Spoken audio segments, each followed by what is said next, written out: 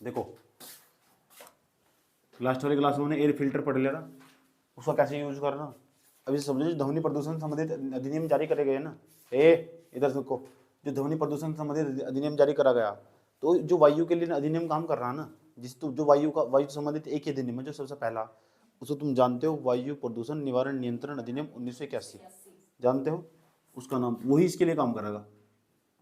अधिनियम जो भी ध्वनि प्रदूषण को समाप्त करना चाहते हो, ध्वनि प्रदूषण कितना होना चाहिए, किस एरिया में, डे का अलग होगा नाइट का अलग होगा, यस, मानक अलग तय कर रखे। और इसका भी ठेका, इसके लिए कोई अलग संस्था नहीं है, नहीं, इसका भी काम सीपीसीबी को सौंपा गया, क्योंकि जो ध्वनि प्रदूषण होगा वही तो वायु से संबंधित है, वायु में तो होगा, वायु नहीं होगी तो ध्वनि चल जाएगी, बिना वायु की तो ध्वनि गति नहीं कर सकती। समझ में आ बात है। तो मैं ऐसे कह सकते हैं जो ध्वनि प्रदूषण होगा ना, ध्वनि प्रदूषण का जो ठेका दिया गया है, पता किसे दिया गया, वो सीपीसीबी को दिया गया, सीपीसीबी। और सीपीसीबी की पूरी जानकारी होगी तुम्हें, क्या नाम है, सेंट्रल पोल्यूशन कंट्रोल बोर्ड, केंद्रीय प्रदूषण नियंत्रण बोर्ड। और ये कब बनाया गया था, 1974 में, 1974 में बनाया गया था। और ये इसे जो शक्ति दी गई, इस अधिनियम के द्वारा शक्ति दी गई, वायु प्रदूषण निवारण नियंत्रण अधिनियम 1981, इस अधिनियम के द्वारा इसे शक्ति दी गई, इस बोर्ड को शक्ति दी गई। ये अधिनियम इस अधिनियम के द्वारा इस बोर्ड को दे दी गई शक्ति, याद रहेगी बात है। और जब शक्ति दे दी गई ना, इस अधिनियम के द्वारा इस बोर्ड को शक्ति दे दी गई, और जब शक्ति दे ही दी गई तो ये तय कर दिया, ध्यान से सुन लेना, इस अधिनियम को शक्ति दे गई तो इसके द्वारा तय कर दी, ध्यान से सुनना, शक्ति दे दी गई तो इसे इस बोर्ड के द्वारा ना, इसका काम मैंने तो समझा रखा क्या हो, इसका काम हो मानक जारी करना, पहला नंबर मानक जारी करना, फिर निगरानी करना, फिर उनका कार्यवाही करना। तो इसने ना ध्वनि प्रदूषण संबंधित जो मानक भी जारी कर दिए, स्टैंडर्ड जारी कर दिए, इसका काम मानक जारी करना हो तो मानक इसने जारी कर दिए, मानक जारी कर दिए। और मानक जारी करने के बाद ना क्या बताया, देखो क्या बताया, मानक जारी करने का काम इसका हो, मानक जारी करना किसका काम हो, सीपीसीबी का। और इसने ध्वनि प्रदूषण से संबंधित मानक जारी कर दिए। और मानक जारी करने के लिए पता क्या बताया इन्होंने, देख लो क्या बताया। और ये जब मानक जारी करे ना, ये सन 2000 में जारी करे, कब, सन 2000 में, सन 2000 में इन्हें मानक जारी कर दिए। और सन 2000 में मानक जारी करने के बाद इन्होंने क्या बताया, और क्या बताया देख लो, ठीक, क्या कहना इनका मानना 2000 के लिख दिया, सन 2000 में मानक जारी कर दिए।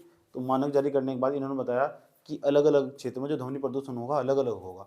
इन्होंने कुछ एरिया बांट दिया, जैसे औद्योगिक क्षेत्र होगा भाई, जहाँ कंपनियाँ लग रही है, वहाँ कितना प्रदूषण होना चाहिए। डीजे तुम रात को बजाओगे, नहीं बजाना चाहिए, रात को बंद कर देना चाहिए डीजे, 10 बजे के बाद डीजे बजाना अलाउ नहीं है शहरों में, ये बात तुम्हें पता होगी, आया समझ में, ठीक। लेकिन गाँव में बज रहे रात तो लोगों की नींद नहीं हराम कर रहे हैं, उनके अनुच्छेद किसका, मैं रात पूरे दिन मेहनत कर रात को सो रहा है, और ये रात को डीजे बजा रहे हैं यहाँ से, इन्हीं के खिलाफ केस करो, जाओ सुप्रीम कोर्ट में ले जाओ। ये सुप्रीम कोर्ट सोचेगी ऐसा तो हर जगह हो रहा होगा, तो ये बड़ा मुद्दा संज्ञान लेकर फिर से 1921 के तहत गाइडलाइंस कह दो, सरकार कह दो, पर्यावरण मंत्रालय को, उसे कहो सीपीसीबी कुछ करेगा, सीपीसीबी फिर ये करते गाइडलाइंस जारी कर दो। तो सीपीसीबी ने मानक जारी कर दिए। और मानक जारी करने के बाद ना अलग अलग क्षेत्र के लिए जो मानक है वो जारी कर, अलग अलग क्षेत्र के लिए बताया कि ध्वनि कितनी होनी चाहिए, ठीक। और ध्वनि को हम डेसिबल में नापते हैं, डेसिबल, जिसका लंबाई का मात्रक मीटर हो ना, इसी तरह ध्वनि का मात्रक हो डेसिबल, क्या हो, डेसिबल। आ जाओ, देखो यहाँ एक मैं टेबल बना रहा हूँ, इस टेबल में तुम्हें साफ साफ दिखाई देगा कि किस क्षेत्र के अंदर ध्वनि कितनी होनी चाहिए, ध्यान से देख रहे हैं ना अच्छे तरीके से, किस क्षेत्र के अंदर ध्वनि कितनी होनी चाहिए, ये टेबल है हमारे पास मौजूद। एक तरफ तो मैं लिखूंगा अक्षेत्र, कि यहाँ मैं इधर अक्षेत्र लिखूंगा, और अक्षेत्र का मतलब अक्षेत्र में बांटते हैं ना, कि औद्योगिक क्षेत्र होगा तो क्या होगा, अगर स्कूल या ये धार्मिक स्थल होंगे तो क्या होगा, कितनी आवाज़ होनी चाहिए, दिन में कितनी होनी चाहिए, रात को कितनी होनी चाहिए, इस तरह डिसाइड करा गया है। समझ में आ बात है, ठीक। नंबर ए कैटेगरी, पहली कैटेगरी, ये हमारी ए कैटेगरी, इसमें पहले नंबर पर उन्होंने रख रखा है ए कैटेगरी में औद्योगिक क्षेत्र। और औद्योगिक क्षेत्र में दो तरीके तो उन्होंने बताया, एक तो बताया नाइट का, कब का, नाइट का, और एक बताया डे का, कि डे में ज़्यादा आवाज़ चल जा, क्योंकि दिन भर तो पूरा सो रहता है ना, तो इतनी भी आवाज़ हम झेल जाएंगे, इससे ज़्यादा आवाज़ हुई तो सुनते तुरंत कार्रवाई हो जाएगी, फालतू की आवाज़, पता लग रहा है कि मैं यहाँ शांति से बैठ कर पढ़ रहा हूँ और मेरे घर के सामने वाले डीजे बजा रहे दिन भर, और वो आवाज़ इससे ज़्यादा जो उसमें लिखी हुई, तो इस नियम का उल्लंघन हो जाएगा, आया समझ में, और उल्लंघन हो जाएगा, सीधे अंदर जा सकते हैं। समझ में आया बात है, देख लो, अभी पड़ोस में जाकर केस करेंगे, देख अच्छा सुन लो सुन लो सुन लो सुन लो सुन लो सुन लो। तो जो ए कैटेगरी है ना, ए कैटेगरी समझ लो, तो यहाँ तो क्षेत्र लिखा हो ना, यहाँ अक्षेत्र आने वाला आपका, ठीक। यहाँ नंबर सीरियल वाली कितनी कैटेगरी में बांट दिया हमने, ए कैटेगरी में बांट दिया हमने। और ए कैटेगरी में सबसे पहले जो वन ऊपर रखा है उसका नाम है औद्योगिक अक्षेत्र। औद्योगिक अक्षेत्र, औद्योगिक अक्षेत्र, क्योंकि साउंड पोल्यूशन भी एक प्रकार का पोल्यूशन है, वो भी तुम्हारे कान खराब कर सकता, तुम्हारे जीने का अधिकार छीन सकता, ऐसा मानना सुप्रीम कोर्ट का। औद्योगिक क्षेत्र के अंदर जहाँ भी इंडस्ट्रियल एरिया होगा, जो कंपनियां वगैरह होगी, वहाँ नाइट में कितनी आवाज़ होनी चाहिए, ठीक है। और जो आवाज़ है ना, ध्वनि है, उसे हम डेसिबल में मापते हैं, कक्षा 9 में पढ़ा जा डेसिबल में, तो 75 डेसिबल के आसपास तय कर देगा, 75 डेसिबल, ठीक, 75 डेसिबल उसके आसपास तय कर देगा। अगर रात को इससे ज़्यादा आवाज़ हुई, कोई कंपनी वाला क्षेत्र, इतने तक चल रहा काम, इससे फालतू हुई ना कार्रवाई होगी सीधी डायरेक्ट, याद रखना बात है। 75 डेसिबल बहुत हो, समझने की बात है। सोन नींद नहीं आती इसमें यार, नाइट किया औद्योगिक क्षेत्र हो जाएगा, वहाँ इतना शोर शराबा चल जाएगा, इससे फालतू अगर हुआ तो सीधा कार्रवाई होगी, जो शोर मचा रहा होगा, किसी चीज़ को भी लेगा, समझ में आया बात है। दूसरे नंबर पर डे, डे का मामला अलग। अच्छा, नाइट में 70 रखा, नाइट में 70 रखा, और डे में कर रखा 75 डेसिबल, आया समझ में। अब तुम बताना चाहिए डेसिबल क्या हो, थोड़ा साइंस भी क्लियर होना चाहिए ना। डेसिबल क्या हो, तो डेसिबल क्या हो, ध्वनि का मात्रक हो। अब तुम्हें समझाना पड़ेगा एक डेसिबल हम कैसे पहचानेंगे, अंदर घुस रहा होंगे, इसको पता नहीं क्या होगा, ज़्यादा भावना मन में, साइंस कमजोर हो, कक्षा में होगा, इसलिए दिक्कत खड़ी कर रहा है। जब साइंस पढ़ेंगे वहाँ देख लेंगे। मुझे बताना कहाँ तक जा सको तुम।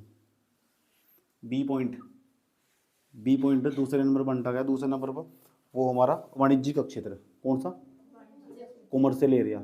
वाणिज्यिक क्षेत्र का मतलब जहाँ ऑफिस है यार, ये बैंक हुआ, ये सारे वाणिज्यिक क्षेत्र, जहाँ बड़े बड़े ऑफिस बनाए गए, ठीक, शांति से, थोड़ा शांति से वाला क्षेत्र, वहाँ कितना शोर शराबा होना चाहिए, ज़्यादा शोर शराबा पसंद नहीं होने का। वहाँ की कहा दिन में तो होना चाहिए, दिन में तो चल जाएगा वहाँ से 55। ये याद नहीं करना तुम्हें, तुम समझाने के लिए, बस तुम संस्था के नाम से काम चल जाएगा, याद नहीं करना तुम समझाने के लिए नोट्स में लिख सकते हो तुम, दिक्कत नहीं, याद नहीं करना है ना, कभी काम आने का तुम्हें, ना कभी पूछने का वो, समझ में आया बात है। तो वाणिज्यिक जो क्षेत्र है उसमें 55 डेसिबल तक चल जाएगा, 55 डेसिबल तक। कब की ये बात है यार, नाइट में कम साउंड होना चाहिए, ऐसा समझो। और डे में 65 तक चल जाएगा, 65 डेसिबल तक चल जाएगा। जो वाणिज्यिक क्षेत्र है, जहाँ भी वाणिज्यिक क्षेत्र है आपका, जैसे कहीं ऑफिस टाइप का एरिया होगा, बड़े बड़े ऑफिस कार्यालय खुले हुए बड़े बड़े, तो वहाँ इतने तक का शोर चल जाएगा, ऐसा समझो। पता लग रहा है यहाँ एक ऑफिस है, उसके बराबर में एक और ऑफिस है, और ये बराबर वाला ऑफिस वैसा रख के दिन में डीजे बजा रखा दबा के, और बराबर वाला भी डिस्टर्ब हो रहा है उस समय, तो उसके खिलाफ कार्रवाई होगी, अपनी जिंदगी स्टेशन में चले जाएंगे, और जब निजी स्टेशन में चले जाएंगे उसके खिलाफ केस भी कर सका, और केस करेगा ये अधिनियम फिर वहाँ चर्चा में आ जाएगा तुरंत। इस अधिनियम में जो गाइडलाइंस जारी कर रखी थी, तुमने उसका उल्लंघन करा, इसे तुम पर केस ठोक गया, अब तुम पर जुर्माना लगेगा, ये सब दिखाया जाएगा। इसे समझ में आया बात, ये खेल लो सारा, सी पॉइंट हो जाएगा, कोई दिक्कत यहाँ तक। अब सी पॉइंट क्या है, कोई कॉलोनी का क्षेत्र हो, कॉलोनी का क्षेत्र हो, रेसिडेंशियल हो ना, कॉलोनी हो, बड़ी बड़ी लंबी लंबी कॉलोनियाँ हो, उसमें बहुत सारे घर एक साथ बना हो, हरिद्वार कुंज कॉलोनी होगी, ऐसे समझ में। साइड में चले जाओ, पीछे एक और कॉलोनी कट रही, उसके पीछे एक और कॉलोनी कट रही, पूरी कॉलोनी का जो हो उसकी भी मिले मानक जारी कर रखा, क्योंकि कॉलोनी के लोग डिस्टर्ब हो गए ना फिर, अगर तुम ज़्यादा साउंड फैलाओगे तो।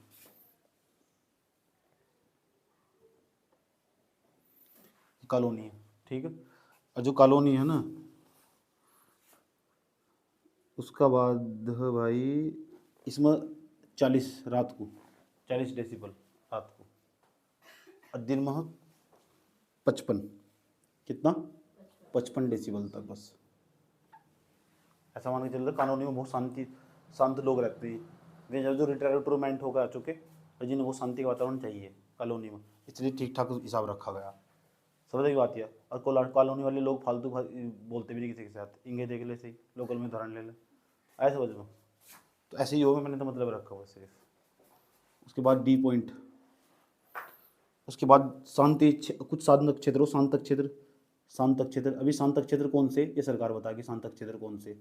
जैसे पता लग रहा है संसद का एरिया हो तो वहाँ शांति चाहिए, जब शांति चाहिए तुम खड़े होकर वहाँ पी पी कर रहे हो, बीमारी नहीं आया, गलत बात है ना, समझ में आई बात। ये लेके झांकी निकाल रहे हैं वहाँ अनाप शनाप फालतू का, ये ड्रामाबाजी। ये क्षेत्र शांत जोन घोषित कर रखा है, यहाँ साइबर सिक्योरिटी वाले काम करते हैं इतने एरिया में, 2 किलोमीटर एरिया में। तो सरकार ने जिसे कह दिया ना, वो जो शांत क्षेत्र, सरकार ने जिसे कह देगी वो शांत क्षेत्र, तो वहाँ जो आवाज़ है ना, नाइट का अलग बता रखा है, दिन का अलग बता रखा है। नाइट में बताया उन्होंने 40, और दिन में बताया बस 50। इस तरह फालतू आवाज़ होगी ना, सीधा अंदर जाओगे बैठ के, 50, 55 या 50।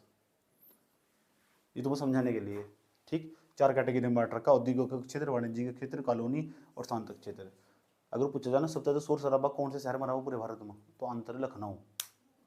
लखनऊ लखनऊ में सबसे ज्यादा शोर, लखनऊ में सबसे ज्यादा शोर शराबा रहता है, सबसे ज्यादा शोर शराबा। समझ में आई बात यार। अगर पूछा जाए सबसे शांति शांति कहाँ रहा हो, तो आंसर चेन्नई में। कहाँ? चेन्नई में, इन गाइडलाइंस के हिसाब से। समझ में आया बात यार, मेरे हिसाब से ऐसा है नहीं। इतनी बात बताओ समझ में नहीं आई। तो औद्योगिक का क्षेत्र, वाणिज्यिक का क्षेत्र, कॉलोनी का क्षेत्र और शांत क्षेत्र, इनका ये मानक जारी कर दिए गए सीपीसीबी के द्वारा, और बताया गया कहाँ कहाँ कितनी कितनी ध्वनि होनी चाहिए। औद्योगिक का क्षेत्र तो दिन में इतनी, रात को इतनी। वाणिज्यिक का क्षेत्र दिन में, रात को इतनी, दिन में इतनी। कॉलोनी का क्षेत्र इसमें इतनी, इसमें इतनी। याद रहेगी बात ये। और सरकार जिस क्षेत्र को साइलेंट जोन घोषित कर देगी ना, तो उसमें इतनी इतनी ध्वनि रहेगी। सरकार नाइट में इतनी होनी चाहिए, अड्डे में इतनी होनी चाहिए। बस इतनी ही बात याद रखनी। ध्वनि से संबंधित जो भी काम जारी करने का जो अधिकार है, ठेका दिया गया, इसे दिया गया सीपीसीबी को। और सीपीसीबी को जो अधिकार मिला उस वाले दिन से मिला, वायु प्रदूषण निवारण नियंत्रण अधिनियम 1981। इतनी बात याद रखनी। पेपर में इनके नाम पूछे, अधिनियम के संस्था का नाम पूछा, नीचे कुछ नहीं पूछता। समझ यही बात है। जिस दिन पूछा वो सबकी बोल बम सर जाएगी। तुम्हारा छूटेगा सबका भी जाएगा, सबका छूटेगा, क्योंकि कोई भी नहीं पढ़ने का इतना डेप्थ में जाएगा। सिलेबस इतना बड़ा, उसे पढ़ने पर ध्यान देगा, उसे पढ़ने पर ध्यान देगा।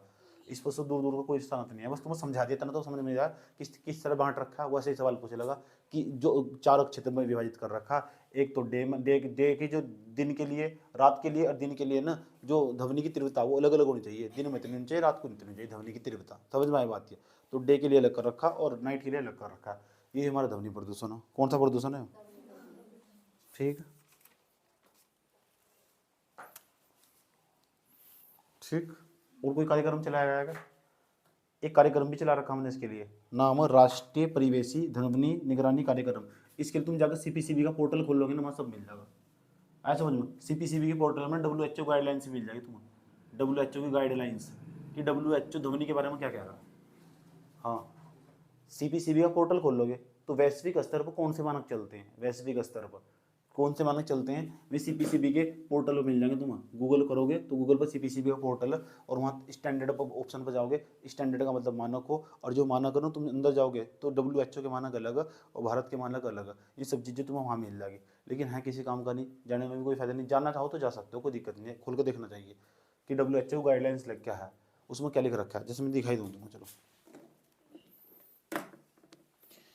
ये अपने हिसाब से तय कर रखा। देखो क्या कह रहे हैं, तो कह रहे घर, WHO गाइडलाइंस हैं, घर बैठने की जगह 16 घंटे, बाकी घंटे नींद में निकाल देना। उन्होंने कह रहे 50 से लेकर 55 डेसिबल के आसपास। घर में जो बैठ रहे हो तुम, जहाँ तुम घर में बैठे हो ना, वहाँ इतना साउंड पोल्यूशन है ना, तो चल जाएगा। वैश्विक स्तर के मानक हैं। आवाज़ तथा घर के भीतर, बेडरूम के भीतर इतनी तीव्रता होनी चाहिए, 35 से लेकर 30 तक। अगर इस तरह तीव्रता होगी ना तुम्हारे कमरे के अंदर, तो तुम्हें समस्याएं खड़ी हो जाएगी। समझ में आई बात है। इतने तक ठीक है, वैश्विक स्तर मानक चल रहे हैं। दिन में इतनी, ये रात को तो इतनी है और दिन में इतनी हो जा, तो कोई दिक्कत नहीं है। उसके बाद वैश्विक स्तर पर बेडरूम के बाहर 45 तक, ये 45 तक तो रात की है। उसके बाद दिन की इतनी 60 तक। वैश्विक स्तर पर WHO के मानक है। समझ आई बात है। इतना गहरे तक कभी पूछ नहीं सकता, ऐसे थोड़ा ही पूछ लगा। स्कूल कक्षाएं और प्री स्कूल के अंदर, प्री स्कूल के अंदर अंदर तो यहाँ तक कितना बैठेगा, 35 है। उसके बाद उसको और रात का, दिन का, रात का भी वही है, दिन का भी वही है। समझ में आ बात है। उसके बाद स्कूल के बाहर खेल का मैदान है, वहाँ थोड़ी ज़्यादा ज़्यादा ज़्यादा शोर शराबा होगा। जब ज़्यादा शोर शराबा होगा तो 55 डेसिबल बता रखा है उसने। और दिन में भी वही है, क्योंकि वो तो दिन में ही खोलेगा बस वो। समझ में ये बात या। उसके बाद अस्पताल, वार्ड रूम, कक्षा, ये सब के लिए वैश्विक स्तर पर मानक जारी कर रखे हैं। समझ में ये बात या। तुम बनाना चाहो तो टेबल बना सको, लेकिन दूर दूर तक वही है, बस अपना सिलेबस बढ़ाना। लेकिन बता सको तुम कि WHO की मानक ये है। अगर तुम अपने नोट्स को बढ़ाना चाहो तो बढ़ा सको। ये बता दो तुम्हारा नोट्स किसी से कम नहीं है। आज वैश्विक स्तर के मानक और भारत के मानक हमारे पास मौजूद हैं। समझ में आ बात है। ये भारत के मानक, ये वैश्विक स्तर के मानक हमारे पास मौजूद हैं। बस इतना तो याद ही रख सको, सीपीसीबी का नक्शे, सारा काम सीपीसीबी का। और सीपीसीबी को अधिकार वायु प्रदूषण निवारण नियंत्रण अधिनियम 1981 से मिले। इतना तो याद रख सको, और यही काम का हमारा। क्योंकि जब भी अगर ध्वनि प्रदूषण के बारे में कुछ भी लिखने को आया ना, तो मैं इस अधिनियम का नाम जरूर लिखूंगा, और इसका ठेका सीपीसीबी को दिया गया ये भी जरूर लिखूंगा। और बाकी तो मैं सभी भूल जाऊंगा मैं। ऐसे समझो। और ये भी याद रख सकता हूँ मैं, वैश्विक स्तर पर भी WHO द्वारा मानक जारी करे गए। तो ये भी सवाल पूछा जा सकता है, ध्वनि से प्रदूषण संबंधित जो मानक जारी करने के लिए कौन सी संस्था, वो WHO ही जारी करता। विश्व स्वास्थ्य संगठन उसे ठेका सौंप रखा है। ऐसे ही पूछ सको कि वैश्विक स्तर पर ध्वनि प्रदूषण संबंधित मानक जारी करने के लिए कौन सी संस्था, तो उसका नाम WHO, इसलिए इतनी हेवी जानकारी हमें होगी। इतने से भी सवाल पीटी में पूछे जाते हैं। मेंस में क्या काम का है सर, मेंस में 2 ही लाइन काम की, जब भी कभी ध्वनि प्रदूषण को लिखने को आया नहीं, वैसे कई साल लग पाएगा, अगर आ ही गया तो तुम इस अधिनियम का नाम और इस बोर्ड का नाम, इस संस्था का नाम कोड कर दोगे, आराम से फिर ध्वनि प्रदूषण को अपने आप से बना के भी लिख दोगे। यहाँ ऐसी चुनौतियाँ उत्पन्न होगी, ऐसे ऐसे समाधान होंगे, वो करंट में हो तो फिर आ जाओ, अपने आप ही आ जाओ। समझ में आया बात? या वायु प्रदूषण से ही जोड़ दोगे उसे लाके, बात समझ में आई है? ठीक, इतना नोट कर लो, यही ध्वनि प्रदूषण था। कोई ध्वनि प्रदूषण है ही नहीं, कोई दिक्कत?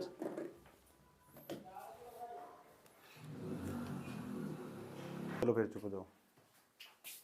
देखो जल प्रदूषण, अब जल प्रदूषण चल रहा है, नया टॉपिक हमारा, क्लास नंबर 16 तो है, तो इसमें जल प्रदूषण चल रहा है। जल प्रदूषण के बारे में पूरी कहानी समझो। जल प्रदूषण क्या भला? जल प्रदूषण पहली बात है, ये नहीं पढ़ना जल प्रदूषण क्या है, तो गूगल तो सर्च करके पढ़ लो। आज मेन चीज़ें पढ़ना ही थोड़ा ही, जल प्रदूषण, जल के चारों ओर का प्रदूषण जल प्रदूषण कहलाता है। समझ आएंगी बात क्या? वो पर्यावरण की जो परिभाषा थी ना, परी के चारों ओर का आवरण पर्यावरण, पीछे लगा था प्रदूषण, तो पर्यावरण प्रदूषण बन गया। तो इस परिभाषा तो बाहर निकल जाओ, उसका तो जमाना बिल्कुल चलाया गया, क्योंकि ऐसी परिभाषा होगा इसमें यूपीएससी में कोई दूर दूर तो कोई सुनाता है ही नहीं। समझ में आया बात? या जल में जो प्रदूषण हुआ, जल प्रदूषण, किसी ने पता जल प्रदूषण क्या होगा? सही बात है, गलत बात है? ठीक, इसे बोलते हैं वाटर पोल्यूशन, वाटर पोल्यूशन। अब सवाल है, इसका ठेका भी कैसे दिया गया, ये भी समझ लो। ठीक, जल प्रदूषण का जो CPCB बनाया गया था ना 1974 में, एक्चुअली वो इसके लिए बनाया गया था, जल प्रदूषण के लिए। फिर बाद में जाएगा उसको इसका काम सौंपा था वायु प्रदूषण का। समझ की बात है? पहले तो जल ही प्रदूषित हो रहा था, आज तुम ऐसी जानकारी मिलेगी तुम सोचे नहीं होगी, सोचो कैसे कैसे रोग हो गए, हमारे यहाँ का जल कितना प्रदूषित होगा। वो चीज़ पता लगी तुम्हें वास्तव में कौन सा पानी पी रहे तुम, जो तुम पानी पी रहे हैं ना घर बैठ कर, उसका कितना बुरा हाल है, कौन सा पानी नहाने के लायक है और कौन सा नहीं है। और जिस पानी को तुम पी रहे तुम उससे शक हो जाएगा क्या? देख लो, पानी भी नहीं कैसी मरेगी।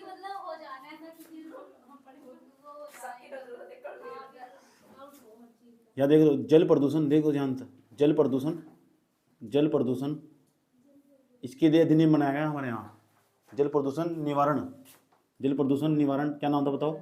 निवारण नियंत्रण, ये कुछ अधिनियम तो थारे आदि भी हुए हैं। जल प्रदूषण निवारण नियंत्रण अधिनियम, इनमें बजाना अच्छी तरह 1974, और जहाँ बजा हुआ ना उसमें मजबूती पैदा होगी, भूल नहीं सकते, इसलिए कह रहा सारे में बच जाए तो फिर क्या हाल हो, सारे में बच जाए तो। जल प्रदूषण निवारण नियंत्रण अधिनियम 1974, कोई दिक्कत? आज चॉकलेट डे ना, चॉकलेट डे नहीं है, झूठ बोल रही ऐसा कितना जैसे नहीं पता चॉकलेट डे, झूठ, यूपीएससी कसम खा के हाथ करो, पता नहीं चॉकलेट डे, कितने झूठ बोल रहे यार। मीनू को पता, मीनू एकमात्र बंदी है, मीनू एकमात्र ऐसी बंदी है पता, मीनू एकमात्र ऐसी बंदी है पता कि चॉकलेट डे था। सच में पता नहीं था, सच तुम्हें नहीं पता चॉकलेट डे? तुझे पता था? पता था तुझे? गूगल सर्च कर लिया होगा। क्या बांट दूंगी चॉकलेट। जल प्रदूषण निवारण नियंत्रण अधिनियम 1974 बनाया गया, जल प्रदूषण निवारण नियंत्रण अधिनियम 1974 बनाया गया। इसमें पता क्या कहा गया? इसमें ये कहा गया कि जो इस अधिनियम के तहत कहा गया कि एक CPCB होगा, CPCB होगा, और जो CPCB होगा ना, CPCB जो बोर्ड बनाया गया ये भी 1974 में बनाया गया, और इसका ठेका भी इसे दे दिया गया। ये बोर्ड ही इसलिए बनाया गया था ताकि जल प्रदूषण पर काम कर सके। एक्चुअली हकीकत बात तो यही है, बात मैंने पीछे क्लास में तुमसे बता रखी। अब कई दिन तक जल प्रदूषण चलेगा, जल प्रदूषण खत्म होने के बाद फिर कुछ और देखो क्या दिक्कत हो रही है, समझ, फिर ओरिजिनल चीज़ स्टार्ट होगी तुम्हारा।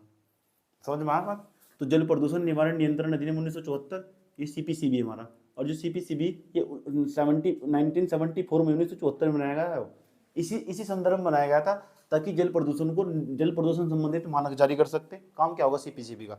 इसके लिए मानक जारी करना, दूसरा उसके बाद मानक जारी करने के बाद क्या है, उनकी निगरानी करना, मॉनिटरिंग करना, तीसरा कार्यवाही करना, एक्शन भी ले सकता है। समझ में एक बात है, ये सब CPCB के कार्य है, और ये CPCB कार्य CPCB नाम का पोर्टल बना रखा, वहाँ भी देख सकते हो तुम जाकर। समझ में आया बात? ये ठीक, कार्यवाही दंड भी दे सकता है, याद रखना बात। या उसके बाद इसने मानक जारी कर दिए इसने मानक जारी, और मानक जारी कर दिया इसने, ठीक, मानक जारी कर दिए। कब जारी करे? अलग अलग समय पर। 1974 में बनाया गया तो तभी मानक जारी कर दिए गए, क्योंकि जल के लिए तो बनाया गया था वो, तो उस टाइम पे मानक जारी कर दिया कि कौन सा जल के अंदर क्या क्या चीज़ मौजूद होनी चाहिए, क्या क्या नहीं होना चाहिए। अगर ये चीज़ कम मात्रा में होगी या ज़्यादा मात्रा में होगी तो पहले उन्हें समझना भी हमें जरूरी। नंबर फर्स्ट मानक जारी कर दिए, तो मानक जारी करने के बाद ना पहले नंबर पर अगर तुम किसी भी जल को पता करना चाहते हो, जल सही होगा गलत होगा कैसा होगा बेकार होगा अच्छा होगा, तो उसके अंदर चेक करो डीओ। सोच रहे होंगे डीओ क्या हो, इसका मतलब demand of oxygen. A demand oxygen, oxygen की मांग। अभी से समझेंगे ऑक्सीजन की मांग क्या हो। ऑक्सीजन की मांग नहीं है, ऑक्सीजन की मांग, खून भरी मांग नहीं है, ऑक्सीजन की मांग, इसे समझेंगे, समझेंगे अच्छी तरह से। ये मानक पता होना चाहिए, यूपीएससी सेम सवाल पूछा, सेम लाइन तक सवाल पूछा हुआ, घर जाकर चेक कर लेना आज। दूसरे नंबर पर उसके बाद हम चेक करेंगे बीओडी, इसका शो का मतलब समझेंगे, इसे होते हैं बायोलॉजिकल ऑक्सीजन डिमांड, जैविक ऑक्सीजन मांग, जैविक जैविक ऑक्सीजन ऑक्सीजन मांग, जैविक ऑक्सीजन मांग। तीसरे नंबर पर जाओ, तीसरे नंबर पर, तीसरे नंबर पर एक चीज और हम चेक करेंगे, COD, chemical oxygen demand, chemical oxygen demand, इसे बोलते हैं रासायनिक रासायनिक ऑक्सीजन मांग। याद रखना सब चीज़ें पेपर में आए, ये सेम पेपर में रखा है, ये लाइन पेपर में पूरी पूरी, घर जाकर चेक कर लेना। 2018 का पेपर होगा यूपीएससी का पीडी का, समझ में आए बात है। अब सोच लो ये क्यू पोर्टल कितने काम का, सीपीसीबी का, उसको जो भी दे रखा है, जब भी खाली बैठो जिंदगी में, तो खाली बैठा है बोर होना, तो ये इस पर जाकर हो, मत्था मारना इस पर जाकर मारो। तो केमिकल ऑक्सीजन जो डिमांड है, रासायनिक ऑक्सीजन मांगे से भी समझेंगे है क्या वाला है। चौथे नंबर पर ये सब इसके मानक है, मानक जारी करने के बाद बताया चेक करो जल के अंदर ये चीज मौजूद है क्या। मैंने कहा तो ये नहीं पता डीओ क्या हो, इसलिए जो क्लास 10वीं थी ना, वहाँ क्लास 10वीं की सबसे लास्ट के पर्यावरण के चैप्टर में दे रखा है जैविक ऑक्सीजन मांग, बीओडी क्या है। पेपर में 10वीं में क्वेश्चन आवा, बच्चा इग्नोर कर चल जा, कोई मतलब ही नहीं है, बोर्ड का पढ़, वहाँ लिख रखा है सभी हो। क्योंकि एनसीईआरटी तो 2009 8 9 10 के बाद चली यहाँ उत्तराखंड में तुम्हारे, जहाँ भी चल रही 9 10 के बाद ही चली एनसीईआरटी के जो कर, ये 1974 के दिन में लिख जाता है। और ये यहाँ तो उठाकर सीधा वहाँ सिलेबस में डाल दिया है, जल प्रदूषण से संबंधित पीछे देकर रखा, तो बच्चे इग्नोर करके भाग जा, है सब वही है, समझ में तोड़ तोड़ कर दे रखा है। बस क्या हो यूपीएससी में क्या हो रहा है, सारा इकट्ठा करके पढ़ना पड़ रहा तुम्हें। इसलिए किसी बच्चे का ना अकेडमिक अगर सही हो ना, पीछे का बैकग्राउंड बहुत अच्छी तरीके से पढ़ाई कर रखी हो, तो यूपीएससी तरह तो हाय हाय तो बनिया है। ऐसी क्या चीज़ें तुम पढ़ने रखी, ये सब पीछे ही गलत सो हैं, 8वीं 7वीं 9वीं 10वीं 11वीं 12वीं हम पीछे हैं, पढ़े ही नहीं है ना किसी ने पढ़ाए। क्योंकि भारत के अंदर ना जो सरकारी स्कूल है उसकी गुणवत्ता कैसी है वो सबको पता, ऐसा समझ। अब डीपीएस जैसे स्कूल में जाऊँगा वहाँ तो तुम इसे टूडी टाइट कर रखे हैं, बोर्ड के हिसाब से थोड़ा ही पढ़ा हुआ, समझ बात है। चीज़ों को समझाएंगे, एक एक टीचर अच्छा क्वालिफाइड हो, बेहतरीन बेहतरीन। नवोदय जैसे स्कूल है ना, उनकी तो बहुत खतरनाक चीज़ है। नवोदय जैसे स्कूल में जाओ, पता लगेगा तुम, बच्चा कभी मार नहीं खाता जीवन में वहाँ का। एक एक टीचर भी ना नेट क्वालिफाई हो वहाँ, बाबा हो अला दर्जे का, तगड़ा तगड़ा अनुभव हो ना। उसके बाद हम पानी के अंदर देखेंगे पीएच वैल्यू। अब पीएच तो पता ही क्या हो, पीएच मान अगर 7 से ज़्यादा हो तो क्षारीय होगा। एक यही तो चीज़ बच रही साइंस के दिमाग में, ऐसा नहीं तो साइंस का सभी नहीं उड़ गया। पीएच मान 7 से कम होगा तो अम्लीय होगा। मैडम की बताइए, ये तो बात बची थी दिमाग में हम तक। अच्छा मैंने बताई दिया, ठीक है। 7 होगा तो उदासीन होगा, आज ये भी इसे भी कंगाल लेंगे आज। 5वें नंबर पर क्या है, उसके बाद है ई कोलाई। हाँ ई कोलाई नाम का एक जीवाणु हो, तो 10वीं क्लास में क्वेश्चन आता है पेपर में, ई कोलाई क्या है, मनुष्य के आंखें पाए जाने वाला एक जीवाणु है। आया समझ में, 10वीं क्लास में क्वेश्चन नहीं आया प्लस 2 पर्यावरण के चैप्टर में। ई कोलाई की संख्या चेक करेंगे। अभी ई कोलाइड नहीं है, कोलाई है, जीवाणु एक प्रकार का, पानी के अंदर ही पाया जा। ऐसा समझ में, जीवाणु हो पानी के अंदर ही पाया जा, ये होना चाहिए, नहीं हुआ तो बेकार है पानी, किसी लायक नहीं है पानी। अब समझेंगे सारा total, don't worry. E coli की संख्या ये हम चेक करेंगे, ठीक। तो ये सब चीज़ें हमें चेक करनी। ऊपर की जो तीनों चीज़ें ना वो एक साथ समझनी, एक साथ एक चीज़ तरीके से संबंधित है, एक ही टॉपिक से संबंधित है ऊपर। अब जब मुझे ध्यान तो सुनना, मैं क्या समझाने की पूरी कोशिश कर रहा हूँ। डीओ इसे बोलते हैं डिजोल्व ऑक्सीजन, ये डिमांड ऑक्सीजन नहीं है, डिजोल्व ऑक्सीजन इसे बोलते हैं घुलित ऑक्सीजन। ठीक है, दिमाग पे इसकी कैसे कर जाए, घुलित ऑक्सीजन, घुलित ऑक्सीजन।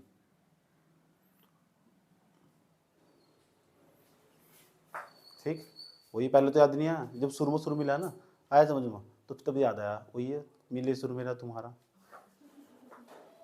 तो घुलित ऑक्सीजन क्या है, हमारे पास वाटर मौजूद है, पानी मौजूद है, अगर उसके अंदर ऑक्सीजन ज़्यादा मात्रा में होगी, इसका मतलब ज़्यादा मात्रा में ऑक्सीजन घुली हुई होगी, तो इसका मतलब वो तो अच्छा माना जाएगा, पानी इतना ही बेस्ट होगा।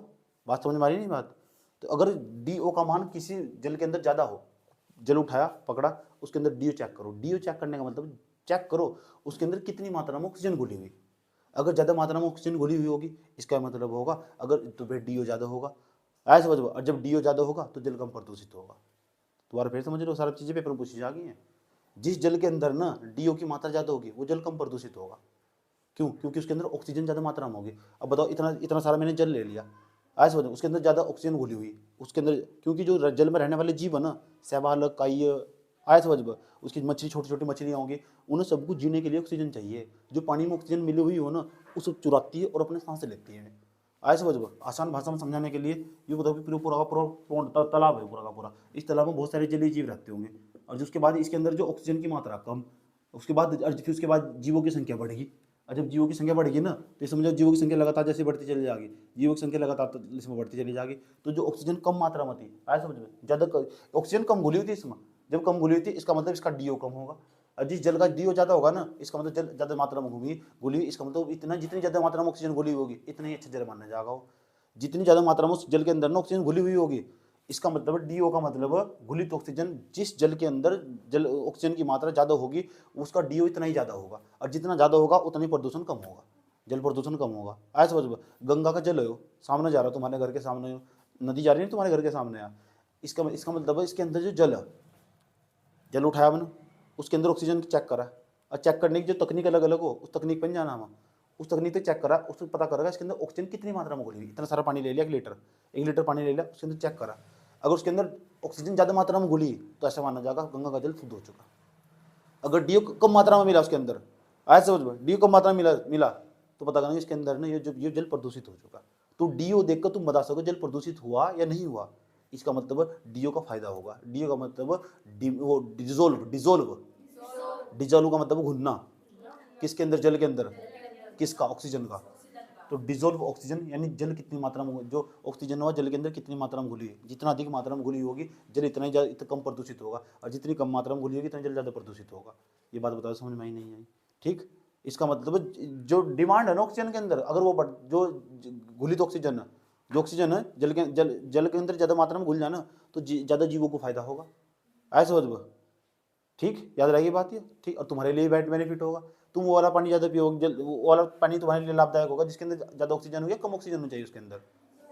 जो पानी तुम पीते हैं ना उसके अंदर ऑक्सीजन होनी चाहिए, अगर ऑक्सीजन कम मात्रा में होगी ना, इसका मतलब तुम्हारे लिए सही नहीं है पानी। आया समझे, उसके अंदर DO की मात्रा कम हो, अगर उसके अंदर DO की मात्रा ज़्यादा होगी, उसके अंदर ज़्यादा मात्रा में ऑक्सीजन घुली होगी, वो तुम्हारे शरीर के लिए लाभदायक होगा। जल को तो हम औषधि मानते हैं, हमारे यहाँ पुराणों में भी औषधि मानते हैं, जल को औषधि समझ के पीते हैं। यस, तो हमारे स्वास्थ्य के लिए लाभदायक हो। हमारे पता है सुबह को उठो पानी पियो, हमारे पूर्वजों ने मुझे सिखाया, मैं डेली सुबह को उठता हूँ पानी पीता हूँ। समझ में आई बात है, पानी को बॉइल करके पियो, पानी को उबालो और फिर पियो पानी को, ठीक। काया में जितने भी रोग होंगे ना सारे दूर हो जाएंगे तुम्हारे, ठीक है। हम कई साल तक पी रहे पानी। इतनी बात बताओ, तो क्या हो, उबालने के बाद क्या हो, पानी को उबालने के बाद जिसके अंदर जितनी भी अशुद्धियाँ हो ना वे सारी मर जा, जितने भी कीटाणु हो, ठीक, वे सारे मर जाएंगे। उसके अंदर जो अच्छी अच्छी चीज़ें बचेगी, ठीक, जो तुम्हारे शरीर के लिए लाभदायक होगी, इसकी केवल वही चीज़ बचेगी, और उसके अंदर शरीर के सारी बीमारी गायब हो जाएगी। सुबह को अगर तुम 1 गिलास पानी गर्म करने के बाद पी लो ना, उसके अंदर शुद्ध मात्रा में ऑक्सीजन होगी, और तुम्हारे शरीर के अंदर ना तुमको कभी कोई प्रॉब्लम नहीं होने की, 60% बीमारी तुम्हारी दूर हो जाने वाली। ये मैं बता रहा हूँ, अपना खुद का एक्सपेरिमेंट बता रहा हूँ। ऐसे समझ, अपनी बोतल के अंदर पानी रखता हूँ मैं, ताज़ा पानी रख दूँ, अशुद्धियाँ उसके नीचे बैठ जाती है, उसके बाद रोज़ सुबह को उठ कर पानी पीता हूँ। समझ में आई बात? ये रो आज दिख नदी है, नहीं अभी तो बहुत डाइट भी लेनी पड़े बहुत सारी। तो DO घुलित ऑक्सीजन है, डिजोल्व ऑक्सीजन समझ गए।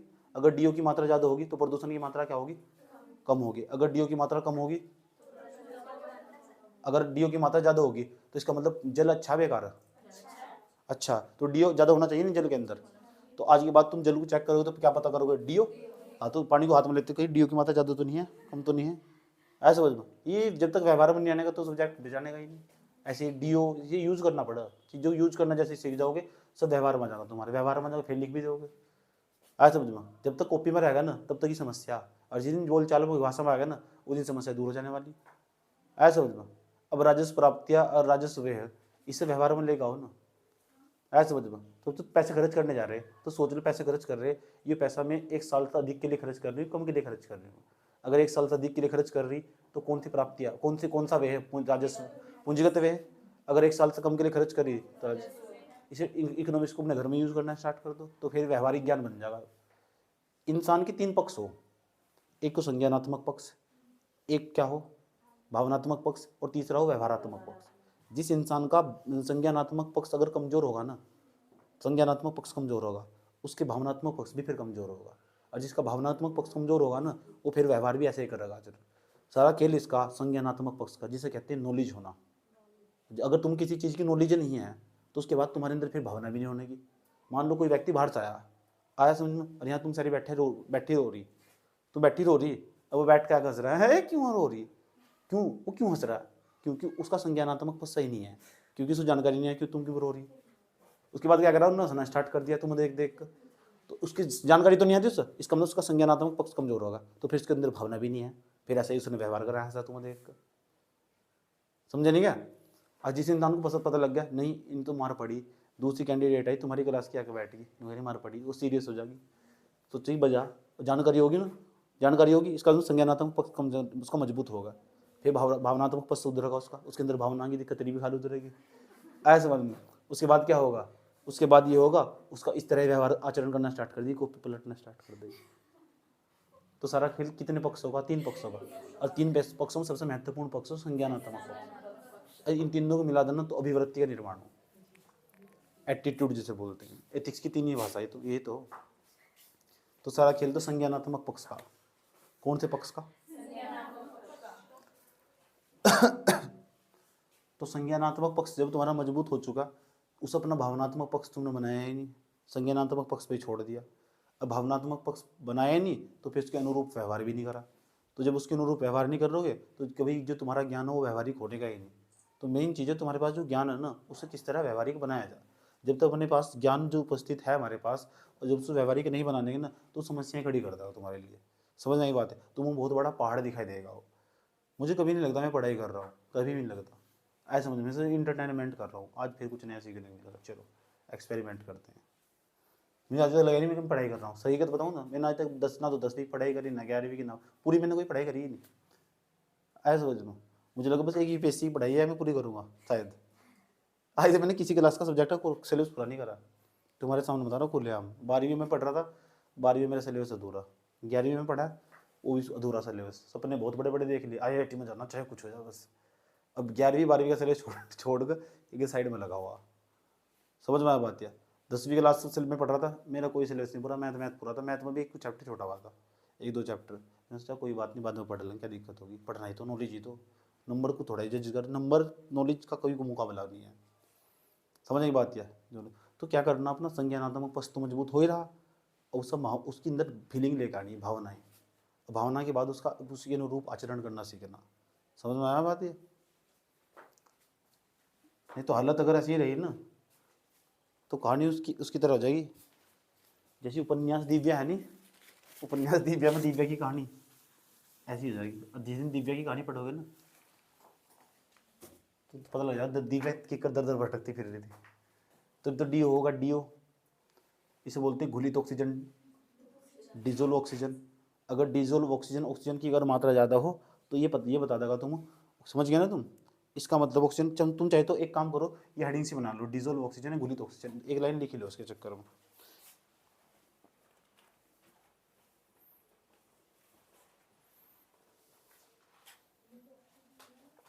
हेडिंग बना लो घुलित ऑक्सीजन, डिजोल्व ऑक्सीजन बना ली। इसके अंदर एक लाइन लिखो, पानी में उपस्थित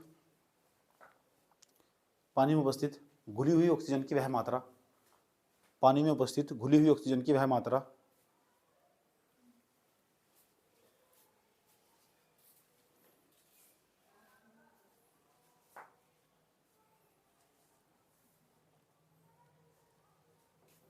जो पानी में जैविक तथा अजैविक तत्वों की संख्या को प्रदर्शित करती है, जो पानी में जैविक तथा अजैविक तत्वों की संख्या को प्रदर्शित करती है। जैविक तथा अजैविक तत्वों की संख्या को प्रदर्शित करती है।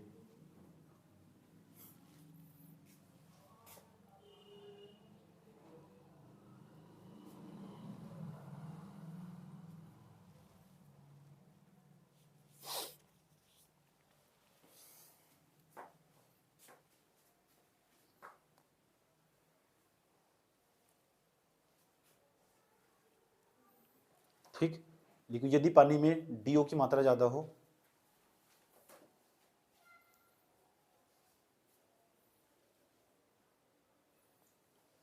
यदि पानी में डीओ की मात्रा ज्यादा हो तो वह शरीर के लिए स्वास्थ्यवर्धक है।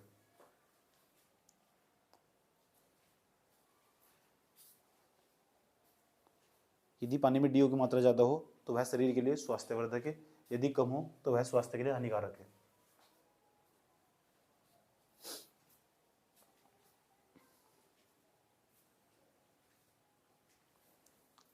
लिख दिया ना?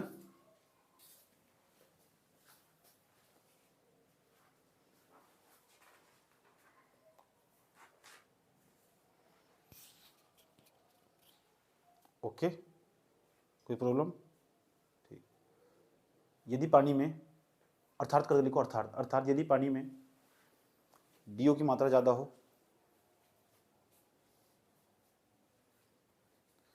अच्छा डीओ की मात्रा ज्यादा होगी, प्रदूषण कम होगा या ज्यादा होगा?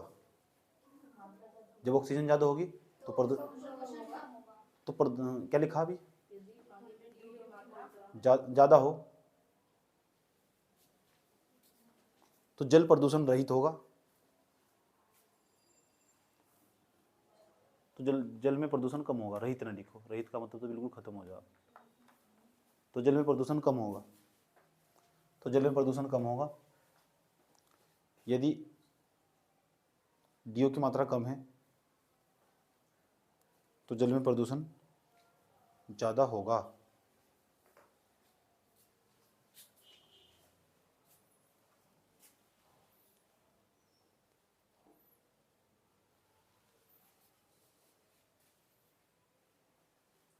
लिख दिया?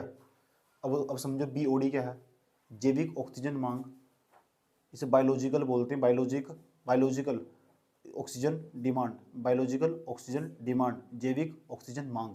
ध्यान तो समझना, ऊपर अगर तुमने देखा है डीओ ज्यादा, आए समझ में, डीओ अगर ज्यादा होगा तो अच्छा माना जाएगा, कोई दिक्कत नहीं है। लेकिन अगर बीओडी की मात्रा जल के अंदर बढ़ जाए, जैविक ऑक्सीजन मांग, ऑक्सीजन की मांग बढ़ती जा रही, तो इसका मतलब पता क्या है? जरा एक बात ध्यान तो सुनना, बहुत बारीकी वाली बात है। यही सवाल पूछी जो मैंने लाइन बोल के बता रहा हूँ, सेम लाइन चेक करोगे ना तुम समझोगे हो कुछ भी नहीं आता सवाल यार। ठीक, ये हमारा कोई तालाब है और इसके अंदर ना जो ऑक्सीजन की मात्रा आती है, ऑक्सीजन की मात्रा थी 20 मिलीग्राम प्रति लीटर। 1 लीटर में 20 मिलीग्राम ऑक्सीजन थी। मान लो ये पूरा का पूरा तालाब हमारे पास है। ठीक, इसके अंदर, तालाब के अंदर पता क्या है? छोटी छोटी मछलियाँ छोटी छोटी मछलियाँ होंगी, ऑक्टोपस हो गए, छोटे छोटे जीव हो गए, अलग प्रकार के, पूरी जैव विविधता है यहाँ से। काई होगी, शैवाल हो गए, सब है यहाँ से। उसके बाद मछलियाँ इसके अंदर, 4 मछलियाँ इसके अंदर, कितनी? ऐसे 4 मछलियाँ, 20 मिलीग्राम ऑक्सीजन इसके अंदर, जल के अंदर घुली 20 मिलीग्राम ऑक्सीजन। ठीक, अब उसके बाद क्या हो रहा है? अब इस ऑक्सीजन की मांग इसके अंदर बढ़ती जा रही है, डिमांड बढ़ रही है, जैविक ऑक्सीजन डिमांड। अब क्या हुआ? 4 की जगह मछलियाँ होगी 8, ऑक्सीजन की कमी पड़ जाएगी, मछलियाँ 8 होगी, और सारे कीटाणु पनप के होंगे इसके अंदर, और जो और सारे जीवाणु पनप के होंगे इसके अंदर, और बहुत सारे शैवाल पनप के होंगे इसके अंदर, काई पनप के, और सबको ऑक्सीजन चाहिए। तो ऑक्सीजन की क्या बढ़ेगी? ऑक्सीजन की क्या बढ़ेगी? अरे क्या ऑक्सीजन की क्या बढ़ेगी? डिमांड बढ़ेगी। और ये जैविक का मतलब उनके सबके अंदर जीवन, जैविक का क्या मतलब? उनके सबके अंदर जीवन, और जीवन जीने के लिए क्या चाहिए? यानी इसका मतलब बहुत सारे जीव पनप के इसके अंदर, बहुत सारे कीड़े हो गए इसके अंदर, और कीड़ों को भी क्या चाहिए? जल गंदा होगा बेकार होगा? गंदा बेकार ही की तो, जल अच्छा होगा बेकार होगा? बहुत सारे जीव पनप के उसके अंदर, जल के अंदर, तो जबकि और ज्यादा ऑक्सीजन की डिमांड बढ़ेगी उसकी। अब 20 मिलीग्राम तक काम नहीं चलने का उसका, अब तो 50 मिलीग्राम मांग रहे हैं, क्योंकि अगर नहीं तो फिर खराब हो जाएंगे। 50 मिलीग्राम ऑक्सीजन होनी चाहिए। वो तुम्हें समझाने के लिए लिया मैंने, वैसे यहाँ खड़ा। अब ये तो अगर BOD का मान बढ़ जा, जैविक ऑक्सीजन मांग बढ़ जा, इसका ये प्रतीक कि पक्की बात है जल प्रदूषित हो चुका, जल खराब हो चुका। अगर किसी जल के अंदर BOD की मान बढ़ जा तो जल खराब हो चुका। एकदम तुरंत इसका उल्टा नहीं है, अगर DO बढ़ जा तो अच्छा मानने जाएगा, DO दिक्कत नहीं है। लेकिन जो BOD है डायरेक्ट इसका उल्टा। ऐसे समझ में मैं कह रहा हूं, अगर BOD की मांग बढ़ जा, BOD किसी जल के अंदर बढ़ जा, वो जल BOD बायोलॉजिकल ऑक्सीजन डिमांड, जैविक ऑक्सीजन डिमांड, उसके अंदर जलीय जीव, जो जल के अंदर रहने वाले जीव, वे ऑक्सीजन की डिमांड कर रहे, मांग कर रहे, और धीरे धीरे और पनपने स्टार्ट होंगे, उनके भी बच्चे पैदा होंगे, उन्हें भी ऑक्सीजन चाहिए, उनके भी बच्चे पैदा होंगे, 2-4 इधर तो ट्रांसफर होगा, फिर इधर आ गए, ऐसे समझ में। तो फिर और ऑक्सीजन की मांग पैदा कर रहे, ऑक्सीजन की डिमांड कर रहे, ऑक्सीजन की मांग कर रहे, और जैविक है, इसका मतलब वो पानी पूरी तरह खराब हो चुका। तो हम कोई भी पानी हो ना, उसके अंदर हम ये चेक करेंगे उसके अंदर BOD की मांग, BOD कितना, अगर उसके अंदर BOD ज़्यादा होगा ना तो ऐसा पता करेंगे उसके अंदर बहुत सारे जलीय जीव होंगे, और जलीय जीव होंगे तो पानी सही नहीं है हमारे, पानी पीने लायक नहीं है हमारे, आज समझिए डंगरों को नहलाने लायक पानी है। तो BOD चेक करोगे नहीं करोगे? अच्छा DO ज़्यादा हो तो अच्छी बात है, अगर BOD ज़्यादा अच्छी बात है बुरी बात है? अब यह बात समझ में आई? जो अगर तुम्हें बात समझ में आ गई ना, इसका मतलब तुम UPSC का 2018 क्वेश्चन कर देते हो, BOD वाला आराम से कर देते प्यार के साथ। समझ में आ बात है? घर जाकर चेक कर लेना, 18 या 17 के आसपास क्वेश्चन होगा, और उसको ग्रुप में भेज देना क्या क्वेश्चन था कि BOD हो क्या है, BOD का मतलब क्या कहना चाह रहा है। समझ नहीं बात है? जल में जो रहने वाले जीव है ना, उनके में ऑक्सीजन की मांग ज़्यादा बढ़ेगी, इसका मतलब जल प्रदूषित हो चुका। ये बात दिमाग में हल्का कॉमन सेंस यूज कर रहे हैं, काम अब कुछ पता लगा उन्होंने जानबूझ के ऐसा क्वेश्चन की पूछा।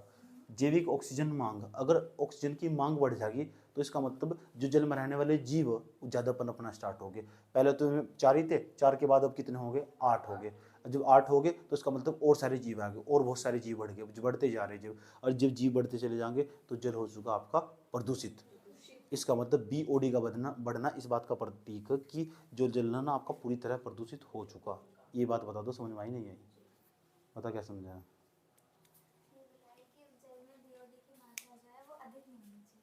अधिक नहीं होनी चाहिए, अगर अधिक हो गई तो क्या होगा?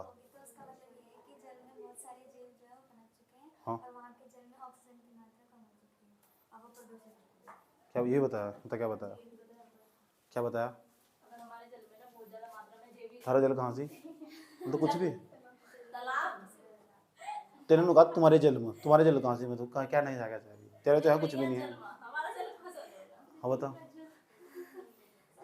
अगर जल में ना इसके हमारे जैविक जीवों की मात्रा ज्यादा हो जाती है तो ना ऑक्सीजन चाहिए कि जिंदा रहने के लिए, तो बहुत ज्यादा मात्रा में ऑक्सीजन ग्रहण करेंगे तो इसमें पानी में ना हमारे जल में जो ऑक्सीजन की कमी हो जाएगी।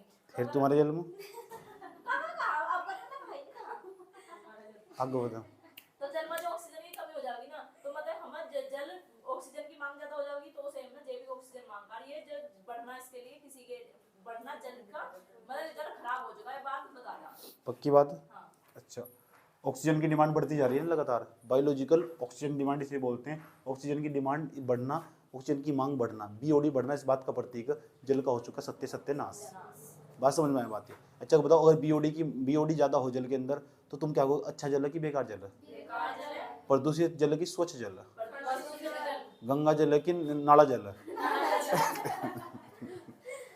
समझ गए? तो एक बात बताओ, अगर एक जो नाले जा रहे हैं इसके अंदर तो BOD बहुत ज़्यादा मात्रा में होगा, आज समझ में? ठीक, इसलिए तो तुम उसे पी नहीं सकते क्योंकि उसका BOD ज़्यादा। तो किसी को अगर बेइज्जती करनी हो उनको, तो ये तो BOD वाला पानी ला दूंगा मैं। समझ गए? जिसकी कुछ नहीं समझ में आ रहा इसके तो माथे में BOD वाला पानी मारो ना। ना मैं दोनों कह रहा था, इसे तो बड़े बड़े दावत करो, दावत करो उसकी, आराम से बेइज्जती करी जा सके। क्या कहोगे? BOD वाला पानी ला दो, या दोगे? ठीक, रिश्ते वाले आए तुम्हारे, आए समझ, बीच घर के बाहर नाली होगी, आराम से गिलास के पास कुछ कोल्ड ड्रिंक, नहीं कोल्ड ड्रिंक। रिश्ते वाले आए, ठीक है, अगर रिश्ता नहीं करना तो आए समझ। अब पीएंगे ना घोट मार, आए हाय अपना भाग जाएंगे। तो जैविक ऑक्सीजन मांग डिमांड, ठीक, इतनी बात बता दो, समझ में आई नहीं है? अगर रिश्ता नहीं करना तो ठीक, अगर रिश्ता करना, हाँ तुम्हारी पसंद का रिश्ता है तो फिर कौन सा पानी देना? फिर कौन सा पानी देना? डी वाला। मैंने भी खुश हो गई, करी वाह डी वाला पानी। कोई दिक्कत नहीं है? तो बताओ, अगर किसी जल के अंदर जीव पनप रहे, वो किस बात का प्रतीक है? ज़्यादा ऑक्सीजन चाहिए, और ऑक्सीजन चाहिए तो ऑक्सीजन कम मात्रा में घुली हुई होगी, ज़्यादा मात्रा में घुली हुई होनी चाहिए। अब एक बात बता दो, जिसके जहाँ बीओडी की मात्रा ज़्यादा होगी वहाँ डीओ की मात्रा क्या होगी? पक्की सीधी सी बात है, कम मात्रा में ऑक्सीजन को ली होगी जहाँ बीओडी की मात्रा ज़्यादा होगी, क्योंकि उसका उल्टा ही तो विपरीत ही तो उसके। ऐसा भी सवाल कभी पूछ सको, ठीक है? ऐसा ऐसा ऐसा तो करके खेल लो, उन्होंने कहा जिसका बीओडी ज़्यादा उसका डीओ ज़्यादा, तो सिंपल सा लॉजिक है, सब दो वाली बात है। तो अब जाओ सीओडी की मात्रा, सीओडी का क्या मतलब है? अच्छा, बीओडी के बारे में कुछ लिखना चाह रहे हैं, इच्छा का लिख देंगे, लिख लो, लिखो लिखो, जैविक ऑक्सीजन मांग, पिक्चर है कि उसकी मिथुन की खून भरी मांग, जाकर देख लेना।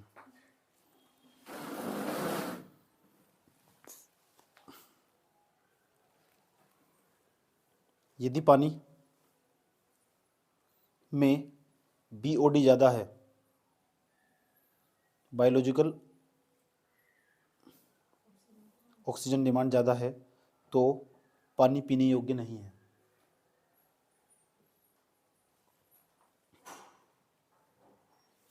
क्योंकि इसे कभी भी तो मेंस में लिखने का मौका नहीं मिलने का, आगा तो पीटी में सवाल आगा, डोंट वरी। समझ में आया बात? या समझ जाओगे? अब बताओ, अगर बीओडी का मान कम हो तो इसका क्या मतलब है? पानी पीने योग्य है। लिखो, यदि बीओडी का मान पानी में कम है तो पानी पीने योग्य है।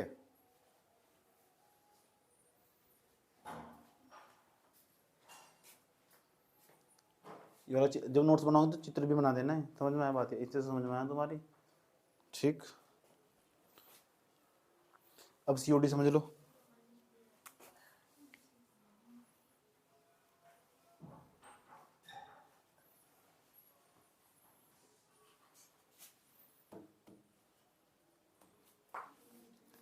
जैसे बीओडी सीओडी भी लग रहा है, जैसे इसका नाम है केमिकल ऑक्सीजन डिमांड।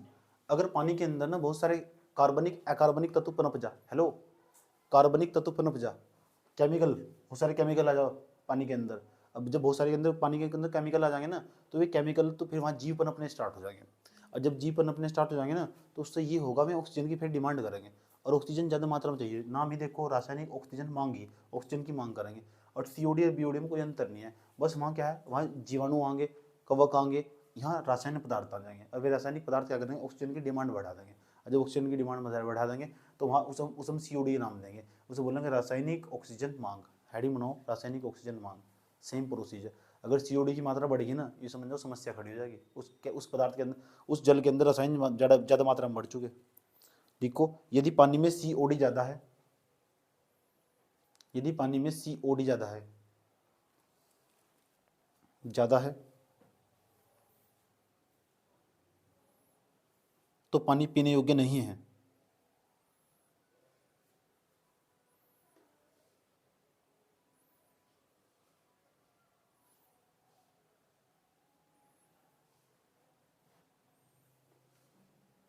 ठीक, अतः पानी में उपस्थित कार्बनिक अकार्बनिक पदार्थ, पानी में उपस्थित कार्बनिक तथा अकार्बनिक पदार्थ ऑक्सीजन की मांग करते हैं।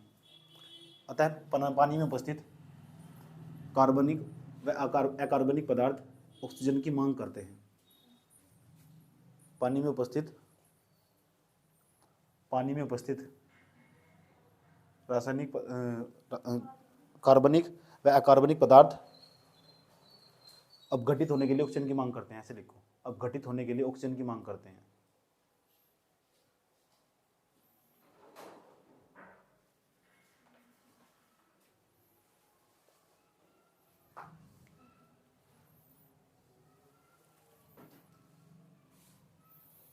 देखो, पानी में उपस्थित धातुएं, सड़े गले पदार्थ,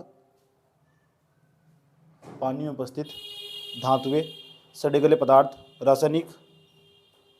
रासायनिक ऑक्सीजन मांग यानी सीओडी को बढ़ाते हैं। पानी में उपस्थित धातुएं, सड़े गले पदार्थ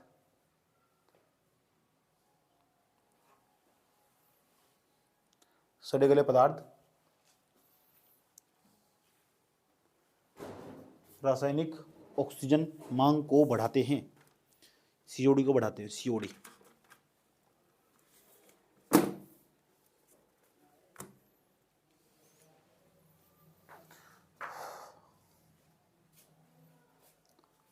क्लियर, कोई दिक्कत तो नहीं यहाँ तक। डीओ की जब भी बात करो तो पहचान लोगे, पानी के अंदर डीओ अच्छी बात है होना, बीओडी ज़्यादा होना बेकार बात है, सीओडी ज़्यादा होना बेकार बात है, सीओडी कमी होना चाहिए। समझ में आया बात या? उसके बाद पीएच वैल्यू, तो अगली हेडिंग हमारी आई है पीएच वैल्यू, पीएच मान। तो पानी के अंदर पीएच मान चेक करेंगे, और पीएच मान बचपन से पढ़ रहे हैं।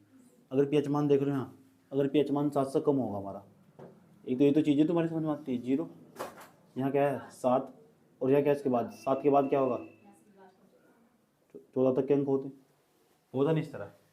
अगर पानी का पीएच मान ना, जो पानी जो शुद्ध पानी है, जो अच्छा पीने लायक पानी है, जो अच्छा पानी माना जा, जो पीने के लायक है, जिसे तुम पी सकते हो, उसका पीएच मान 7 से 8 के बीच में होना चाहिए।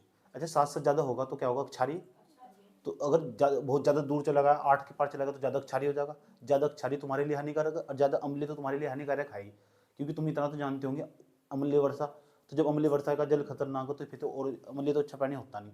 ऐसा मान के चलते हैं जो पानी है ना, पानी का जो पीएच मान हो वो 7 से 8 के बीच में होना चाहिए, अच्छा जो पानी हो। क्यों अच्छा जो पानी होगा ना, उसके अंदर साल्ट होना चाहिए। साल्ट जब कब होगा, जो 7 से ज़्यादा होगा। साल्ट का मतलब उसके अंदर खनिज लवण होनी जरूरी हो पानी के अंदर। अगर पानी के अंदर खनिज लवण नहीं होंगे ना, अगर उसका पीएच मान 7 ही होगा, उदासीन होगा वो, तो तब भी तुम्हारे बेनिफिट नहीं है, क्योंकि पानी को एक औषधि के रूप में प्रतिबिंबित किया गया। समझ आई बात है? अगर पानी औषधि होगा ना, तो 7 से लेकर 8 के बीच में अगर उसका पीएच वैल्यू है, तो उसके अंदर खनिज पोषक तत्व होंगे, ये तुम्हारे अंदर जाएंगे, नहीं तो नुकसान पहुंचा देंगे तुम्हें। समझ बात यह, तो तुम्हारी इम्यूनिटी कमजोर कर देगा। अगर पानी, शहरों का जो पानी देख रहे हो तुम, उसके अंदर शहरों के अंदर जो लोग, जितने भी लोग हैं सारे के सारे, वे आरओ का पानी यूज़ करते हैं। आए समझ में? और आरोप लगाया किसने, एक कंपनी में ना, आरोप लगाया, आरोप ही आरोप लगाया, क्या हो गया? नहीं ना, बता, मैं भी हंसूंगा, मैंने फंसा नहीं ना कई साल हो गए। अच्छा मेरी जॉब पर, मैं कौन सी जॉब कर रहा हूँ, या जॉब जो कर रहा हूँ, अच्छा जॉब फंस रही हूँ। अच्छा आरोप लगाया, आरोप ही क्या लगाया, आरोप पता क्या लगाया, आरोप दम, क्यों कह रहे जो आरओ का पानी जो निकल कर आ रहा, एक आरओ यूवी फिल्टर, अभी बढ़ाएंगे इसके बाद आरोप ही आ रहे घूम फिर कर, जो आरओ यूवी फिल्टर है ना, उस पर आरोप लगाया गया, एनजीटी में मामला गया, और उसके बाद कहा गया ये फिल्टर बंद कर दो। आरओ वाले जो चल रहे, उसने कहा क्यों कर दो, ये पानी के अंदर ना जो पोषक तत्व, खनिज पोषक तत्व पूरी तरह नष्ट कर रहे हैं, और जब नष्ट कर रहे हैं ना, तो पानी का पीएच मान 7 हो जा रहा है, और 7 वाला पानी अच्छा नहीं है। आया समझ में? और 7 वाला पानी अच्छा नहीं है, उसके अंदर तो जो खनिज के अंदर पोषक तत्व वो भी नष्ट हो जा रहे। तो फिर जो शहरों में रहने वाले लोग हैं, उनका इम्यूनिटी सिस्टम कमज़ोर हो रहा है, और जब कमज़ोर हो रहा है ना, तो सारा कोरोना पता कहाँ घुस रहा है, शहरों में घुस रहा है। गाँव में कौन था घुसा कोरोना, शहर में ही तो घुसा कोरोना, इम्यूनिटी सिस्टम कमज़ोर था। समझ में आई बात? ये 2020 की बात बताया मैंने तुम्हें। एनजीटी नेशनल ग्रीन ट्रिब्यूनल है, 2010 में बनाया गया था, उसके तहत ये अर्धन्यायिक निकाय हो एनजीटी।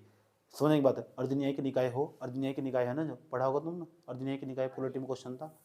अर्धन्यायिक निकाय एक प्रकार का हो, और ये भी न्यायालयों की तरह काम करो, पर्यावरण से संबंधित सारी इस तरह कोर्ट काम, जिस तरह कोर्ट काम करो ना, इस तरह ये काम करो।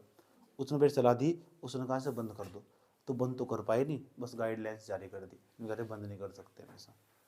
समझ में आया बात? 2020 वाला मामला है, ठीक।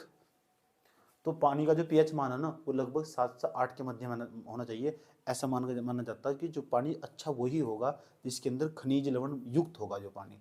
ऐसा खनिज लवण रहित नहीं होना चाहिए पानी, खनिज लवण युक्त होना चाहिए पानी। ऐसा समझ, थोड़ा नमकीन टाइप का पानी हो। समझ में आ बात? है इस टाइप का पानी 7 से लेकर 8 के बीच में उसका पीएच मान होना चाहिए पानी का। कोई दिक्कत नहीं है। 7 से लेकर कितने बीच में होना चाहिए, 8 के बीच में होना चाहिए। 7 से लेकर 8 के बीच में होना चाहिए पानी का पीएच मान। अगर पानी का पीएच मान 7 से लेकर 8 के बीच में होगा तो कोई दिक्कत नहीं है। ये बात हमेशा आपको तुम्हें भी याद रखनी है। अगर पानी का पीएच मान क्षारीय सही है, पानी अम्लीय बेकार है, क्या बात है देखना। और जैसे जैसे नीचे जाओगे तो अम्लीय हो जाएगा, जैसे जैसे ऊपर की तरफ जाओगे तो अक्षारीय हो जाएगा। बचपन से पढ़ रहे 7 से कम अम्लीय हो, 7 से ज़्यादा अक्षारीय हो, और 7 पर उदासीन हो।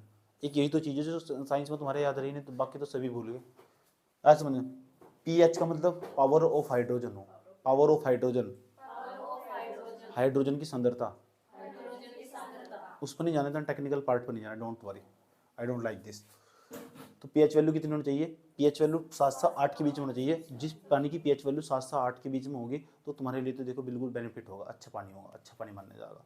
अगर पीएच मान बढ़ गया ना तो तब भी समस्या खड़ी कर देगा तुम्हारे लिए, अगर घट गया तो तब भी तुम्हारे लिए समस्या खड़ी कर देगा। 7 से 8 पीएच वैल्यू हो पानी की तो बेहतर है तुम्हारे लिए। आज समझ में। फिर WHO की गाइडलाइंस भी देख लेंगे भी हम, ये बात बताओ समझ में नहीं है, कोई दिक्कत तो नहीं है तक। पीएच वैल्यू, पीएच मान है ना, पीएच मान के सामने ये लाइन बना दो, इतने से इस सारों बात समझ जाओगे।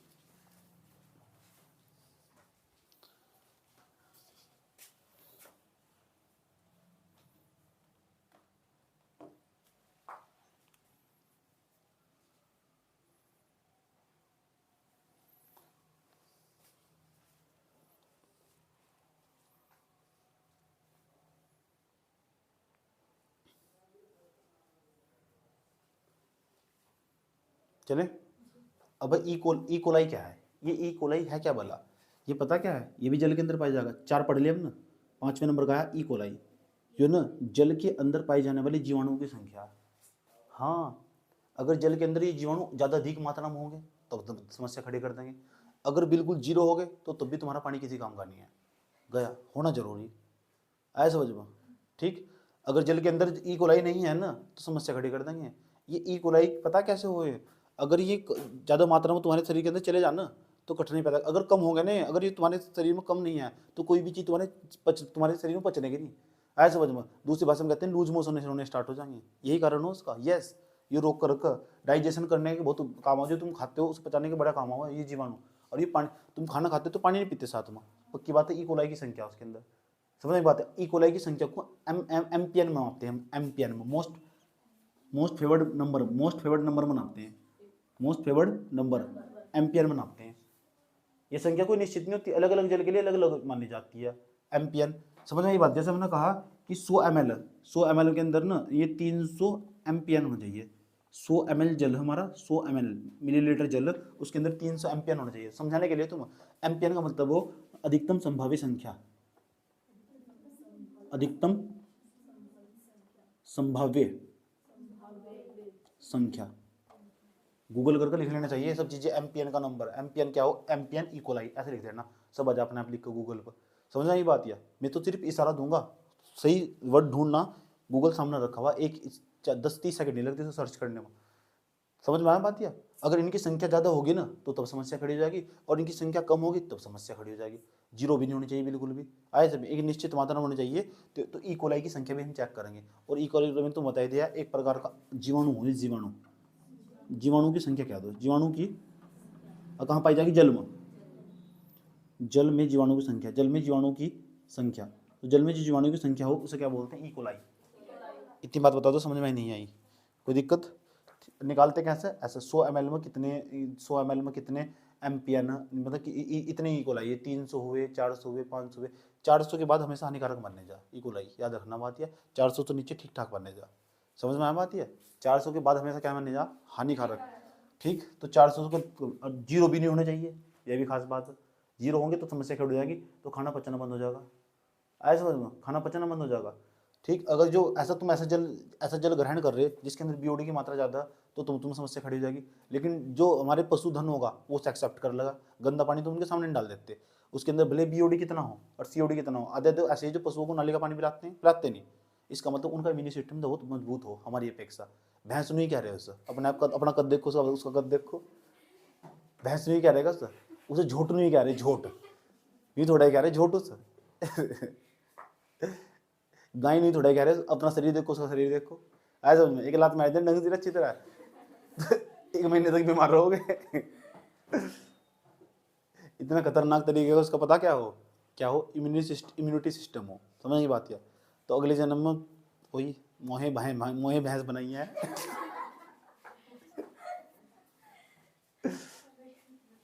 अगर इम्यूनिटी सिस्टम को कमजोर कर मजबूत करना ही तो शायरी को बैठ का है, अगले जन्म मोहे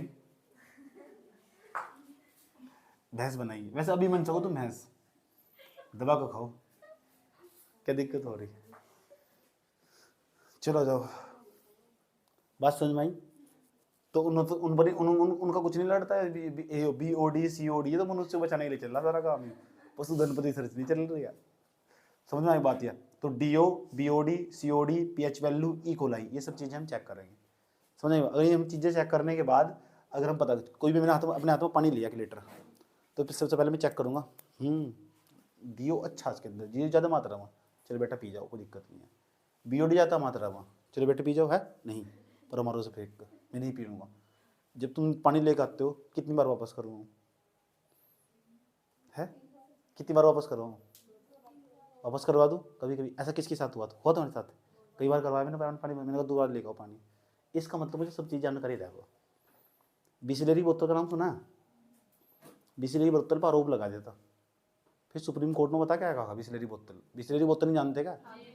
पानी की बोतल मिले मार्केट में, था जो बिसलेरी की बोतल 10 रुपये की पानी की बोतल अब तो 20 की होगी वह, उस पर आरोप लगाया था कि इस पानी के अंदर ना जो तुम पी रहे वो ना वो खनिज लवण रहित है, खनिज लवण ही नहीं है। और जब खनिज लवण नहीं है उसका पीएच मान केवल 7 होगा और वो तुम्हारे शरीर के लिए लाभदायक नहीं है, औषधि युक्त पानी नहीं है। नुकसान बस सिर्फ प्यास बुझाता का हो, स्वाद तुम्हारे लिए औषधि का काम नहीं करने का। बस गला सूख रहा था, गला सूख जाता था आराम से जो बस फिर, लेकिन पानी तो हमारे लिए औषधि हो। सुप्रीम कोर्ट ने पता क्या कहा, तुम लोगों को बहुत बेवकूफ़ बना लिया। बिसलेरी वाले को पता क्या कहा, उन्होंने अपना वकील भेजा वहाँ से सुप्रीम कोर्ट में, तुमने लोगों को बहुत बेवकूफ़ बना लिया। ऐसे बोलो, इस बिसलेरी की बोतल पर साफ साफ लिखो इसके अंदर ना अब खनिज पोषक तत्व है नहीं, है जान कर लिख नहीं रहे थे इस पर, कवर तो छाप रहे भाई, कवर पर यह बात भी तो लिखो इसके अंदर खनिज पोषक तत्व है नहीं। लिखो इस बात को, लिख क्यों नहीं रहे तुम? 20 रुपये का पानी बेच रहे तुम बोतल में, लोगों को बेवकूफ़ बना रहे लोग। तो फिर बिसलेरी वालों ने पता क्या करा, जबरदस्ती उठाकर इसके अंदर खनिज पोषक तत्व डाल ले, खनिज लवण डाल ले इसके अंदर, ताकि इसे औषधि के रूप में प्रयोग करा जा सके पानी को। मजबूरी बन गई। ये सुप्रीम कोर्ट है हमारा, ये हमारा सुप्रीम कोर्ट है। ये समझ में आया बात? ये अच्छी बातें हाँ, तो ऐसे पढ़ी जा जोड़ कर, तो मेरे दिमाग में मैंने कौन सा लिख रखी है बातें, तो न्यूज़ को इस तरह पढ़ा जा, समझ में बात है। और तुमने पता नहीं कौन सी न्यूज़ पढ़ा, कहीं कुछ याद भी रहा नहीं रहता, पता नहीं, बात समझ में आई है। और भी बहुत, तो ऐसे न्यूज़ को पढ़ा जा, न्यूज़ को देखा जा, जिया जा, सब चीज़ों को जिया जा, पढ़ाई को जिया जा। अरे गाने उल्टा कब, जिया जाए ना जाए ना जाए ना पिया रे, ये वो गोल्डियर कूलर बैठ के दोनों साथ साथ इस रेडियो में बैठा लगा गजरी अग अपना लेके चल लगा, औलाद वाले फूल इनका आजकल यही प्रक्रिया चल रही है। चलो 1 2 3 4 5, तो ये 5 चीज़ समझ में आई तुम्हारी। कभी भी सवाल पूछा जा सकता है इनसे। ऐसा मान के चलते जब भी तुम पानी लोगे तो सब चीज़ें चेक करोगे, उसके अंदर पीएच वैल्यू ठीक ठाक होनी चाहिए, ई कोलाई की संख्या ठीक ठाक होनी चाहिए, 400 के पार है ना पानी फेंक कमा देना। समझ में आया बात? है अब चेक कैसे कैसे करोगे? अब तुम थोड़ा ही जहाँ भी जा रहे हैं मार्केट में साथ साथ मशीन लेके जा रहे हो, जो चेक करने वाली मशीन है, फिर तो एक काम करो अपने घर रही है। समझ में एक बात है, अंदाजा लगा इन्वायरमेंट देख कर अंदाजा लगा ले करो। ऐसे समझो, नंबर फर्स्ट, एक तो जो गिलास लेकर आया तुम्हारे लिए उसने कहा गिलास नीचे पकड़ लेगा, ठीक है, समझ की बात क्या, उसके हाथ में नहीं होंगे तो ई कोलाई की संख्या उसके हाथ में ज़्यादा होगी। समझ आई बात? दूसरा तरीका क्या हो सके, जिस टैंक को तुम यूज़ कर रहे हो उसकी टैंक की सफाई कितने दिन, जिस टैंक का पानी तुम यूज़ कर रहे हो उस टैंक की सफाई कितने दिन पहले होगी थी। 2 तरीके हो गए। तीसरा तरीका क्या होगा, क्या जिस पाइप से तुम पानी यूज़ कर रहे हो या घर में जो तुम्हारे बर्तन है वे कितने साफ सफाई से रखे हुए, ये सब चीज़ें चेक करने वाले हो। पानी लाने वाला कैंडिडेट कितना साफ रहने वाला, समझ में आई बात? ये सब चीज़ें तो चेक हो, ठीक। तो चेक कर लो डीओ कितना, बीओडी कितना, सीओडी कितना, पीएच वैल्यू कितना, ई कोलाई कितना, ये सब चीज़ें चेक होगी। और आगे सिलेबस का हिस्सा सभी है और यूपीएससी यहीं से सवाल निकाल रहा है। जब तो मानक जारी करे दें, मानक जारी करने के बाद हम जब भी जल के बारे में चेक करेंगे ना तो ये सब चीज़ें चेक करने वाले हैं। बात बताओ समझ में आई?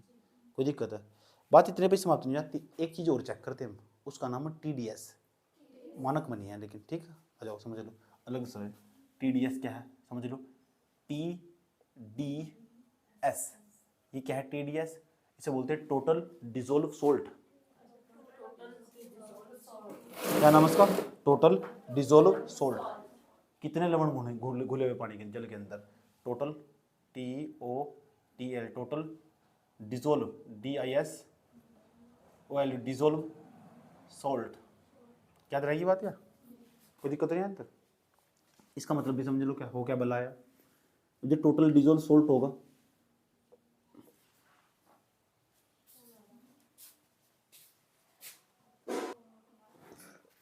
चलो ये 300 चीज, 4 चीज 500 चीज समझ रहे हो। अब हमें समझना टीडीएस। टीडीएस क्या बोला? टीडी इसे बोलते हैं टोटल डिसॉल्व सॉल्ट। याद रहेगी बात है। TDS टोटल डिजोल्व सोल्ट, इसे भी समझ लो क्या बना।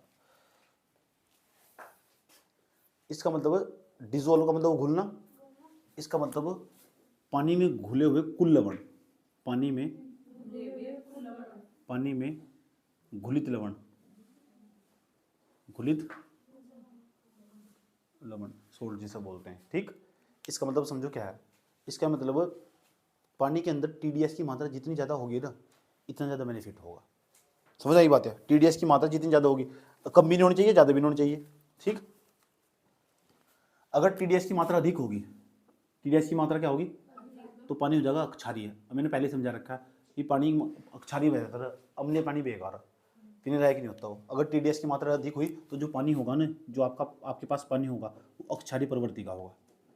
आया समझे, क्षारीय प्रवृत्ति का होगा, और क्षारीय प्रवृत्ति का पानी सही माना जाता है, लेकिन एक सीमा तक TDS की मात्रा, याद रखना बात यह, ठीक। किसकी मात्रा की बात चल रही है, लेकिन अगर TDS कम हो जा, TDS शून्य हो जा, TDS साल्ट है नहीं, जीरो, वही बिसलेरी वाला उदाहरण दे मैंने तुम्हें, तब समस्या खड़ी हो जाएगी भाई। आया समझ वो, तो तब समस्या खड़ी हो जाएगी, उसके अंदर साल्ट होने बहुत जरूरी हो।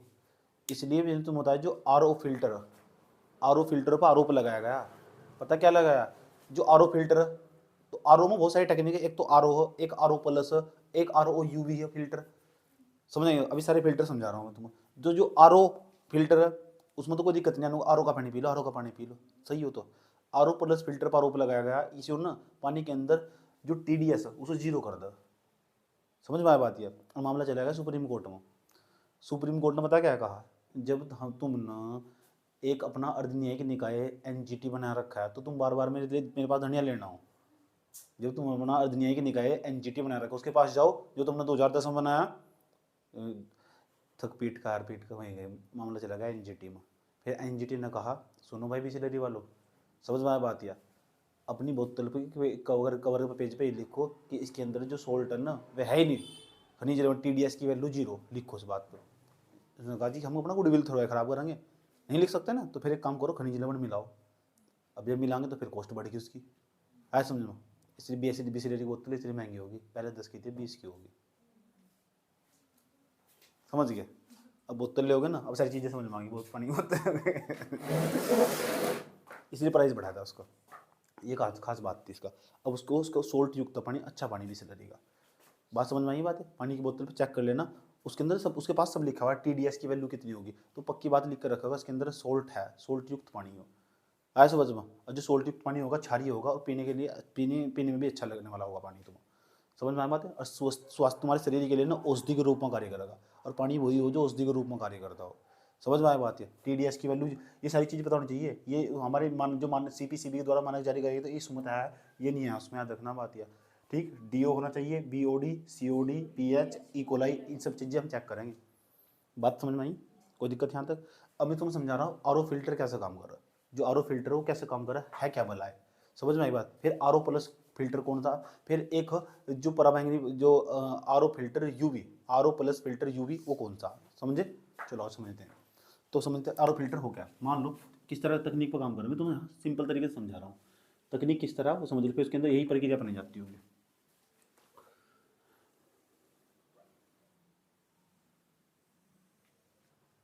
देखो क्या होता होगा RO फिल्टर में, ये होता होगा RO फिल्टर में, यहाँ एक मेम्ब्रेन लगा दी हमने, झिल्ली लगा दी हमने, क्या क्या लगा दी, किल्ली नहीं झिल्ली, सेमी पर मेम्ब्रेन, अर्धपारगम्य झिल्ली, ऐसा समझ में। तो यहाँ अर्धपारगम्य झिल्ली लगा दी हमने, ऐसी झिल्ली लगा दी, इसके अंदर जितने भी जो कण होंगे ना, जो हमने पानी डाल रहा है, इधर तो हम पानी डाल रहे हैं, इधर से हमने पानी डाला, ये हमारा पानी डाल दिया, इधर इधर वो पानी डालना, पता कौन था, दिल्ली का जो गंदा पानी डाल दिया, आया समझ में। लेकिन हमें तो RO का पानी चाहिए, इधर तो हमने पानी डाला, इधर पानी डाल दिया हमने, तो दिक्कत नहीं आता। डालने के बाद क्या होगा, है झिल्ली लगी हुई, और झिल्ली में तो जब ये कण पास हो गए ना, तो जितने भी इसके अंदर तो सोल्ट होंगे, समझ में आई बात है। जो गैर घुलित कण होंगे, गैर घुलित जो कण होंगे, गैर घुलित जो अशुद्धियाँ होंगी वे पीछे रह जाएगी, और पानी साफ निकल जाएगा। जो घुल नहीं सकती, एगुलनशील अशुद्धियाँ होने जो घुल नहीं सकती, वो इधर ही रह जाएगी, और पानी इधर साफ हो जाएगा, और आराम से निकाल, उसमें कोई दिक्कत नहीं है। ये सिंपल इसका कॉन्सेप्ट है, RO का कॉन्सेप्ट, RO इसी तकनीक पर आधारित है RO, समझ गए। इसे हम आरओ बोलते हैं। आरओ का मतलब क्या हो? आरओ का मतलब वो रिवर्स ओस्मोसिक, इसे बोलते हैं रिवर्स ओस्मोसिक का मतलब वो ओस्मोसिस को बोलते हैं प्रसरण, रिवर्स का मतलब बोलते हैं विपरीत प्रसरण, तो इसे बोलते हैं रिवर्स ओस्मोसिक, विपरीत प्रसरण। आरओ इसका नाम, आरओ का पूरा नाम है तो गूगल करोगे आराम से मिल जाएगा, डोंट वरी। फिर कभी पूछने का भी नहीं यूपीएससी, तो मैं समझा रहा हूँ चल क्या रहा, समझ में आई बात? यार थोड़ी सी तकनीकी जानकारी ले लो, जो बचपन में गलतियाँ करी थी ना, तकनीक के बारे में जानकारी नहीं थी, वो यहाँ पता लग जाएगा है था क्या भला। अब हम क्या करेंगे, अब हमने पता क्या करा, ऊपर इसके अंदर अशुद्धियाँ हो, इस पानी के अंदर अशुद्धियाँ नहीं आती, क्या आती इसके अंदर? अशुद्धियाँ आती। जो दिल्ली वाला पानी है, वो दिल्ली वाला पानी जो दिल्ली के नलों से निकल रहा, नल से निकल रहा, गंदा पानी नहीं है। दिल्ली कभी दिल्ली नाली का पानी ठाल दो, और नाली का पानी थोड़ा डाल लेंगे आर में, ऐसा समझो। ये दिल्ली की गलियों से जो हैंडपंप लगे हुए, टंकी लगी हुई, उसका पानी भर दिया इसमें, आर में डाल दिया पानी, एक तरफ इधर इधर डाल लेंगे, इधर तो पानी शुद्ध निकल आएगा। अब जो आगे पानी चलने वाला ना, यहाँ इसके बाद जो पानी जाने वाला, इसके अंदर अशुद्धियाँ कम मात्रा में, बहुत साफ हो चुका पानी हो, ऐसा समझो, एक साइड से निकल लेंगे। इसी कॉन्सेप्ट पर आधारित है, मैं तो समझाना चाह रहा हूँ, मुझे इसी कॉन्सेप्ट पर आधारित है। आरओ का मतलब रिवर्स ओस्मोसिस को विपरीत प्रसरण से बोल लो, 12वीं क्लास में पढ़ाया जा प्रसरण क्या हो। उसके बाद हम क्या करेंगे, हो क्या इस तरह से, हम इधर था ना, इस पानी को पुश करेंगे इस तरह करके, ऐसा करके पुश करेंगे, ऊपर से दाब लगाएंगे, ऐसा करके दाब लगाएंगे हम।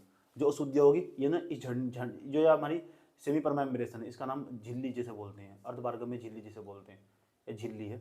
और जो कण ना शुद्धियाँ इधर ही रह जाएगी, और जो बेकार पानी ना, जो बेकार पानी वो इधर ही रह जाएगा, और जो शुद्ध पानी उधर चला जाएगा।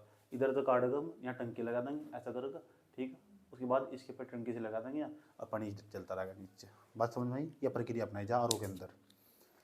बात समझ में आई? आरओ समझाना क्या चाह रहे हैं, जो समझाना चाह रहे हो समझ लो। अभी ये आरओ का कॉन्सेप्ट हमारा, आरओ इस सिद्धांत पर आधारित है, समझ गए? थोड़ा सा काम हो, बस 5-10 मिनट का, और समझ लो।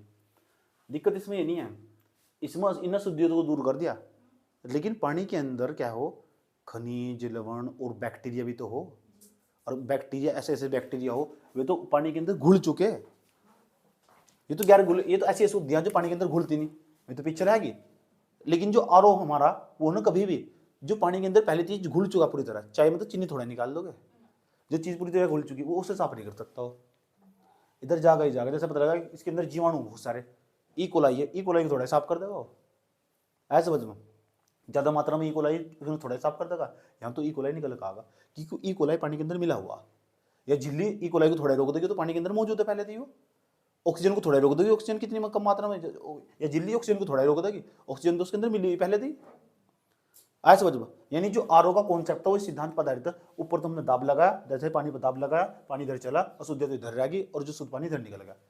लेकिन जो आरओ था हमारा, फिर हम सोचा यार ऐसा कैसे होगा, अगर ई कोलाई की संख्या को कम ज़्यादा करना होगा तो फिर हम क्या करेंगे, ई कोलाई की संख्या को खत्म करना होगा। तो हमने सोचा जो इसके अंदर जैविक पदार्थ हो, जैविक रासायनिक पदार्थ हो, इन केमिकल, कुछ ऐसे भी तो केमिकल आ जा पानी के अंदर, ऐसे केमिकल मौजूद हो, पता लग रहा है केमिकल इधर को निकल कर आ रहा है, क्योंकि जो झिल्ली लगी हुई ना केमिकल को साफ नहीं कर सकती, यहाँ समस्या थी। ऐसे समझ, केमिकल पदार्थ आ जा, इसके अंदर कुछ केमिकल आ जा, या फिर एक काम करो इसके अंदर कोई जीवाणु चला जा, जीवाणु जो पानी में मिला हुआ हो, उसे साफ नहीं कर सकता यो आरओ।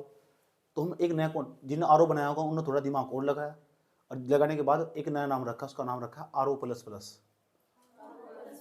तो आरओ प्लस प्लस आया। उस आरओ प्लस प्लस में क्या था, उसने पता क्या करा, उसने इधर भी और इधर भी दोनों तरफ उठाया, एक तरफ प्लस लगाया, एक तरफ लगाया माइनस, कैथोड लगा दिया, कैथोड एनोड, और विद्युत क्षेत्र उत्पन्न कर दिया। और जैसे विद्युत क्षेत्र उत्पन्न कर दिया ना, जैसे इसमें सोल्ट जाएंगे इधर तक, जैसे में सोल्ट जाएंगे ना निकल के इधर से, ऐसा करके जाएंगे, सोल्ट जा रहे थे लवण, तो NaCl जा रहा था, जैसा NaCl लवण था पानी, NaCl तो Na पे प्लस नहीं होता, Cl पे माइनस हो, तो इधर पता चल गया हमारा, इधर तो हमारा प्लस, तो जो प्लस वाला तो माइनस की तरफ चिपकेगा, जो माइनस वाला इधर चला जाएगा, प्लस वाला इधर चला जाएगा। इसके अंदर बताओ उसका भी आयन होगा, विद्युत क्षेत्र उत्पन्न करते हैं, विद्युत क्षेत्र को उत्पन्न करने के बाद जो उसके अंदर तो लवण जा रहे थे ना, लवण में एक पर प्लस होगा, एक पर माइनस होगा, और जो प्लस वाला वो माइनस की तरफ जाएगा, माइनस वाला प्लस वाली की तरफ जाएगा, क्या थोड़ा एनोड लगाकर, तो क्या उसके बाद क्या होगा, जो हमने लवण थे ना, जो फालतू के कण थे वो भी पीछे रोक दिए, चलो पानी और साफ होगा। आए समझ में, ज़्यादा जो खनिज लवण थे, ज़्यादा मात्रा में जो खनिज लवण थे वे भी तो हानिकारक हो ना, पानी ज़्यादा क्षारीय था तो कोई बात नहीं, अब अच्छा पानी निकल कर आ रहा है। उसके अंदर तो जो बड़ी मात्रा में जो पहले थी घुल चुके थे, जो रासायनिक पदार्थ घुल चुके थे, विभिन्न दूर कर दिए, कोई दिक्कत नहीं है। इस पर आरोप लगाया गया, क्या ये इसके अंदर था ना बड़ी मात्रा में खनिज लवण आरओ प्लस है, इस पर आरोप लगाया गया सुप्रीम कोर्ट के अंदर कि यो RO प्लस है ना, यो ना सिर्फ पानी है, ये प्यास तो बुझा दे उनको, RO का पानी है तो RO का पानी है, RO के पानी का जो हाल है देख लो, ऐसा समझ में। तो ये पानी थी प्यास तो बुझा देगा, लेकिन पानी तो हमारे लिए औषधि का काम कर रहा है, उसके अंदर तो उन्होंने तो खनिज लवणी चुरा लिए। ऐसा समझ, क्या थोड़ा एनोड का प्रयोग करके Na प्लस उधर चला गया, Cl माइनस इधर चला गया, और पानी तो वही हो जो लगभग क्षारीय हो 7.8 के बीच में। इनने पानी का pH मान 7 कर दिया, पूरा का पूरा उदासीन कर दिया उसको।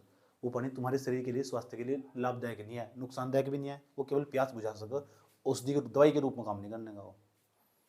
समझ में आया बात? है पानी को हम दवाई मान के चलते हैं, औषधि मान के चलते हैं। बात बताओ समझ में आई नहीं आई? कहानी यही नहीं रुकी। अभी तो हमने क्या करा इसके अंदर से, जो लवण थे उन्हें हटा दिया, अब एक और नई तकनीक बनाई, सोचो इससे भी एडवांस क्या बना सको। सोचो कुछ ऐसे जीवाणु हो ना, जो जैविक पदार्थ हो, जिसके अंदर जीव हो, सजीव हो, वे जा रहे थे जो। तो फिर पता क्या करा, किसी एक ने देखा और यहाँ से ना पता कौन सी किरणें गुजारी, पराबैंगनी किरणें गुजारी, यूवी किरणें गुजारी, और यहाँ से इतना करके प्रकाश तो ऐसे गुजारी। और पराबैंगनी किरणें इतनी खतरनाक किरणें हो, वे जो जैविक जो DNA हो ना, DNA उसे नष्ट कर दो।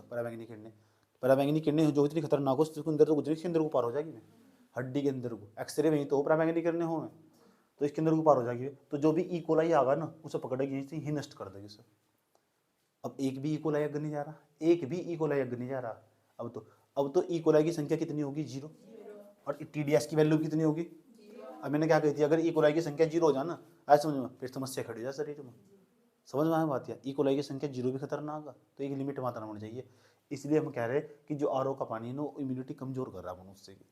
RO प्लस UV नाम रखा उसका, RO प्लस UV अल्ट्रावायलेट वोयलेट पराबैंगनी किरणें। क्यों? जो यहाँ पे पानी जा रहा था ना, उस पानी को हमने पता किससे गुजारा है? पराबैंगनी क्षेत्र से गुजारा। पराबैंगनी क्षेत्र में पराबैंगनी किरणें निकल रही होगी, उनसे जब जा रहा होगा, और पराबैंगनी किरणें DNA को नष्ट कर देती है, DNA को नाश कर देती है, जैसे नाश कर देती है। और DNA क्या किसमें पाई जाए? जो जैविक चीज हो, जिसमें सांस हो, प्राण हो, सजीव हो, उसके अंदर से जाएगा तो E. coli का नष्ट कर देगी, एक भी जीवाणु अंदर नहीं जाने का। अब मैंने कहा जीवाणु की संख्या पानी के अंदर होनी बहुत जरूरी, E. coli की मात्रा। समझ में आई बात? है इसका मतलब इस पानी का नुकसान कर दिया इसने, इसलिए RO पर चला गया मुकदमा। क्या चला गया? कहाँ चला गया? NGT में।